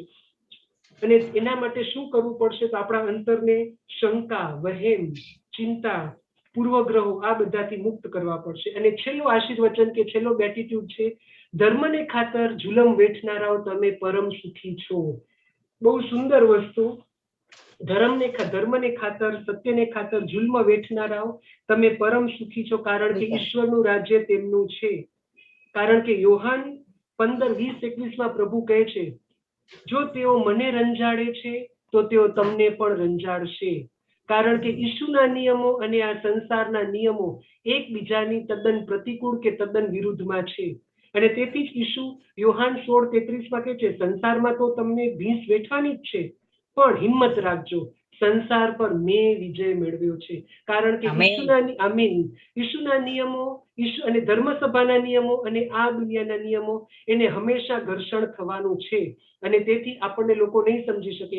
જેમ ઈસુને પોતાના એમના પિતરાઈઓ ગાંડા સમજતા હતા કે આનું મગજ છટકી ગયું છે, એવું સાચા અર્થમાં ઈસુને અનુસરનાર માટે પોતાના કુટુંબીઓ પણ દુશ્મન થઈ શકે, એમના કુટુંબીઓ પણ એમને રંજાડી શકે. પ્રભુ કહે છે ને, આખી દુનિયા તમારી વિરુદ્ધ બોલશે, મારા નામને ખાતર તમને ધિક્કારવામાં આવશે, પરંતુ જે છેવટ સુધી જજુમશે તે તારણ પામશે. એટલે જ્યારે આપણે ધર્મને ખાતર, ઈસુના નામને ખાતર જુલમ વેઠીએ છીએ, આપણે તેવા ઘણા ભાઈ બહેનો છે, ઈસુ એમનો કોઈ વાંક ગુનો નથી, માત્ર ઈસુમાં તેમને શ્રદ્ધા છે, એ ખાતર તેમના કુટુંબીઓ તેમની વિરુદ્ધ છે, તેમનો સમાજ તેમની વિરુદ્ધ છે, તેમની હાંસી ઉડાવવામાં આવે છે, તેમને મારી નાખવાના પ્રયત્નો કરવામાં આવે છે, વગેરે વગેરે. પણ એમણે નિરાશ થવાનું નથી, કારણ કે તમને ઈસુ પોતાની પીડામાં સહભાગી બનાવી રહ્યા છે. ઈસુ જેવા જ તમે બની ચૂક્યા છો, કારણ કે ઈસુને પણ એમના કુટુંબીઓ પણ નહોતા સમજી શક્યા, એમના ધર્મગુરુઓ નહોતા સમજી શક્યા, સાંપ્રત એમના સમયનો યહૂદી સમાજ એમને નહોતો સમજી શક્યો. અને આજે આપણને પણ આપણા સગાઓ પણ આપણી સામે પડી શકે. જેમ જૂના કરારમાં ઇઝરાયલના લોકો પોતાના વિરોધીઓ એમને પથ્થર ઈંટાળી કરીને કે પથ્થરથી મારી નાખતા, આજે આપણને પથ્થર સ્થૂળ રીતે નહીં મારે, પણ આપણો વિરોધ કદાચ ટ્વિટર ઉપર, ફેસબુક ઉપર થઈ શકે. આપણે એક કોઈ પ્રભુનું વચન મૂકીને આપણા ઉપર ગાળોનો વરસાદ વરસે, ત્યારે સમજવું કે આપણે ઈસુની સાથે ચાલી રહ્યા છીએ. કારણ કે ધર્મને ખાતર જુલમ વેઠનારાઓ તમે પરમ સૌભાગ્યશાળી છો. અને શહાદત એ ઈસુ પંથીઓ માટે નવાઈની વાત નથી. આપણે જાણીએ છીએ દુનિયાનો આ એકમાત્ર ધર્મ ઈસુ પંથ એવો છે કે ધર્મને ખાતર શહીદ થનારાઓની સૌથી મોટી સંખ્યા આ ધર્મની છે, આ પંથની છે. કરોડોની સંખ્યામાં, ઓફિશિયલી કરોડોની સંખ્યામાં તમે માર્ટિરોલોજીનું લિસ્ટ જોશો. નાના બાળકો, 10 ને 12 વર્ષના બાળકોથી માંડીને 90-95 વર્ષના વૃદ્ધો, તદ્દન શિથિલ થઈ ગયેલા, નબળા પડી ગયેલા લોકો હસતા મોઢે ઈસુ માટે શહીદ થઈ ચૂક્યા હતા. અને એના કારણે આજે ઈસુના ધર્મસભાનો આટલું મહિમા છે. તમે આદિ ધર્મસભાને જુઓ ને, પ્રેષિતોના ચરિત્રોમાં સંત સ્ટીફાન હજુ તો કેટલો યુવાન એ ડીકન છે અને એના માટે શબ્દો વપરાય છે, કૃપાથી પરિપૂર્ણ છે, અને તરત એ આટલો પ્રભુના આત્માથી સભર એવો યુવાન જરાવારમાં શહીદ થઈ જાય છે. સંત પાઉલ કેટલું બધું વેઠ્યું પોતાના જીવનમાં ને છેલ્લે શિરછેદ. સંત પીટર, પ્રભુના તમામ શિષ્યો, ભારતમાં ધર્મસભાની સ્થાપના કરનાર સંત થોમા, ભાલો ઠોકી દેવામાં આવ્યો એમને. એટલે શરૂઆતથી એક સંત યોહાન સિવાય ઈસુના તમામ પ્રેષિતો શહીદ થઈ ગયા હતા. અને એ માત્ર ત્યારની ભૂતકાળની વાત નથી, 21મી સદીમાં, 20મી સદીમાં પણ આ બની રહ્યું છે. સિરિયા, મધ્ય પૂર્વના દેશો જુઓ શું હાલત છે. અને ત્યાં ધર્મસભાનું મહત્વ વધવાનું છે, કારણ કે ઈસુને ખાતર તેઓ શહીદ થયા છે લાખોની સંખ્યામાં. થોડા દિવસ પહેલા મેં સમાચાર વાંચેલા કે માસ ચાલુ હતી એ દરમિયાન 58 લોકોને મારી નાખવામાં આવ્યા. માસ ચાલુ હતી અને 58, આ તો ઓફિશિયલ ફિગર છે, બીજા કેટલાય લોકો મરી ગયા હશે. એટલે ઈસુને ખાતર જ્યારે આપણે હિંસા સહન કરીએ છીએ, એક 2-3 દાખલા હું તમને આપીશ કે ઈસુને ખાતર લોકોએ કેટલી ખુમારી બતાવી છે. એક પ્રોટેસ્ટન્ટ થિયોલોજીયન હતા, ડિટ્રિક બોનહોફર કરીને, એક પ્રોટેસ્ટન્ટ પાદરી. હિટલરના જુલ્મો વિરુદ્ધ એમણે અવાજ ઉઠાવેલો, નાઝી વિરુદ્ધ અવાજ ઉઠાવેલો, અને પરિણામે એમને ફાંસી આપવામાં આવી. હસતા મોઢે ફાંસી પર ચડી ગયેલા, પણ એમણે ઈસુના સિદ્ધાંતો સાથે બાંધછોડ નહોતી કરી. એવા જ એક બીજા સંત હતા, મેક્સમિલિયન કોલ્બે, કે એક યહૂદી, તમને ખ્યાલ છે કે હિટલરે યહૂદીઓનો કચ્છરઘાણ, એનું વંશીય નિકંદન કાઢી નાખવાનું શરૂ કરેલું, નરસંહાર શરૂ કરેલો. ઈસુની જેમ જેમ ઈસુએ માનવ જાતના પાપ પોતે લઈ લીધા, એમ એ સંત મેક્સમિલિયન કોલ્બે એક નિર્દોષ યહૂદીના સ્થાને પોતાને ગોઠવી દીધા અને પોતે શહીદ થઈ ગયા. કે એ રીતે એમણે ઈસુના નામનો મહિમા કર્યો હતો. અને માત્ર એટલું જ નહીં, ભારતમાં તમે જુઓ, પેલા પ્રોટેસ્ટન્ટ મિશનરી ગ્રેહામ સ્ટેન્સ અને એમનો પોતાનો પુત્ર કુષ્ઠ રોગીઓની સેવા કરતા હતા, અને એમના પર વટાળ પ્રવૃત્તિ કરવાનો આક્ષેપ કરવામાં આવ્યો, અને કટ્ટરવાદીઓ એમને મારી નાખ્યા ખૂબ ક્રૂર રીતે. એ લોકો, તમે જુઓ શું એમનું નિસ્વાર્થ અને સેવાભાવી જીવન હતું, કે ગાડીમાં, જીપમાં એ બાપ દીકરો ઊંઘતા હતા, એ અને એનો દીકરો તિમોથી, અને પેલા કટ્ટરવાદી આવીને એમની ગાડી સળગાવી નાખી. અને એ પ્રોટેસ્ટન્ટ મિશનરીના પત્ની ગ્લેડિસ સ્ટેન એના હત્યારાને માફ કરે છે કે હું એને ઓળખતી પણ નથી, એ કોણ હતો, મેં તો ઈસુની જેમ એને માફ કર્યો છે. થોડા દિવસ પહેલા જેમની પુણ્યતિથિ આવતી હતી, એ સુધન્યા રાણી મરિયા, રાણી મરિયા બરાબર છે કે એમને પણ એ પેલા કચડાયેલા વર્ગ માટે મધ્યપ્રદેશમાં કામ કરતા હતા. વારંવાર એમને ધમકીઓ આપવામાં આવતી હતી કે સિસ્ટર, આ તમારું કાર્ય બંધ કરો, નહીં તો તમે તમારો જીવ ખોશો. પણ એમણે સ્પષ્ટ કીધેલું કે મને આ ઈસુએ આપેલું મિશન છે, હું ઈસુને વફાદાર રહેવા બંધાયેલી છું, માણસને વફાદાર રહેવા નહીં. અને એમની ભારે કિંમત એમણે ચૂકવી. બસમાંથી ખેંચી કાઢીને 50 કે 60 ચપ્પાના ઘા એમને મારવામાં આવ્યા. એમના બહેન પણ સન્યાસીની, એટલે કે સિસ્ટર સેલ્મી, અને સિસ્ટર સેલ્મી જ્યારે એ ગુનેગારને પકડી લેવામાં આવ્યો, ત્યારે ગુનેગારને એ સિસ્ટર સેલ્મી અને તેમના સિસ્ટર રાણી મરિયાના આખા કુટુંબે તેમને માફી આપી કે અમે તમને ભાઈ માનીએ છીએ, અમને અમારા મનમાં તમારા માટે કોઈ જ ખતરા કે કોઈ તમારા સાથે દુશ્મનાવટ નથી. એક સાન સાલ્વાડોર નામના દેશના એક બિશપ હતા, બિશપ રોમેરો, એમણે લોકો, એ જે સરકાર, ત્યાંની સરકાર માનવ અધિકારનો ભંગ કરી રહી હતી, એની સામે એમણે અવાજ ઉઠાવેલો, અને ચાલુ મિસ દરમિયાન એમને મારી નાખવામાં આવેલા. એટલે તમે જો ઈસુ ખાતર, ઈસુના સિદ્ધાંતોને ખાતર લોકો લોહી રેડી રહ્યા છે. અને આપણે આ બધું વાંચીએ ત્યારે આપણને ખરેખર એમ થાય કે ઈસુના નામનો કે ઈસુનો શું મહિમા કે શું પ્રતાપ છે. હવે આ બધું સાંભળી લીધા પછી તમે કહેશો કે બ્રધર, તમે બધી ભારેખમ વાતો કરી કે શુદ્ધ થાવ, ધર્મને ખાતર જુલમ વેઠો, આ બધું કેવી રીતે શક્ય છે? શક્ય છે કારણ કે ઈસુ માત્ર બકોરોને ભારેખમ ઉપદેશ આપીને બેસી નહોતા રહ્યા. સૌ પ્રથમ ઈસુએ આ બધાનું નક્કર ઉદાહરણ પોતાના જીવન દ્વારા આપ્યું. ઈસુએ માત્ર એવું નથી કહ્યું કે લડાઈ લડવા આપણને ખાલી હાથે નથી મોકલ્યા, આપણને શસ્ત્ર સજ્જ કરીને મૂક્યા છે, આપણને બધી વસ્તુ આપી દીધી છે. આપણને સૌથી પહેલા તો શુદ્ધ કર્યા છે પોતાના લોહી વડે, સાથે સાથે સૌથી મોટું શસ્ત્ર એટલે પવિત્ર આત્મા. આ દુનિયામાં સૌથી શક્તિશાળી વ્યક્તિ હોય તો એ છે જે હાજર છે અહીં આપણી અંદર છે, જે સંસાર કરતા અનેક ગણો શક્તિશાળી છે, પવિત્ર આત્મા. પ્રભુએ ખાલી આ કરો તે કરો, હું તમારા ઘરે આવું, હું તમને કહું આ વાનગી બનાવો તે વાનગી બનાવો, અને એના માટેનો કોઈ મટીરિયલ કોઈ સામગ્રી પૂરી ન પાડું તો તમે કહેશો તમે તો હુકમ કરો છો આ બનાવો તે, પણ એના માટેની જરૂરી વસ્તુ ક્યાં? અહીં તો પ્રભુએ આપણને બધું આપી દીધું છે, પવિત્ર આત્મા. કારણ કે આ 8 આશીર્વચનો પ્રમાણે જીવવું હોય, આ 8 આશીર્વચનો પામવા હોય તો જરૂર શું છે? માત્ર 7 પવિત્ર આત્માની 7 ભેટોની. યશાયા 11:2 કઈ છે 7 ભેટ? જ્ઞાન, શાણપણ, વિવેક, વીરતા, વિદ્યા, પ્રભુનો ડર અને ભક્તિ.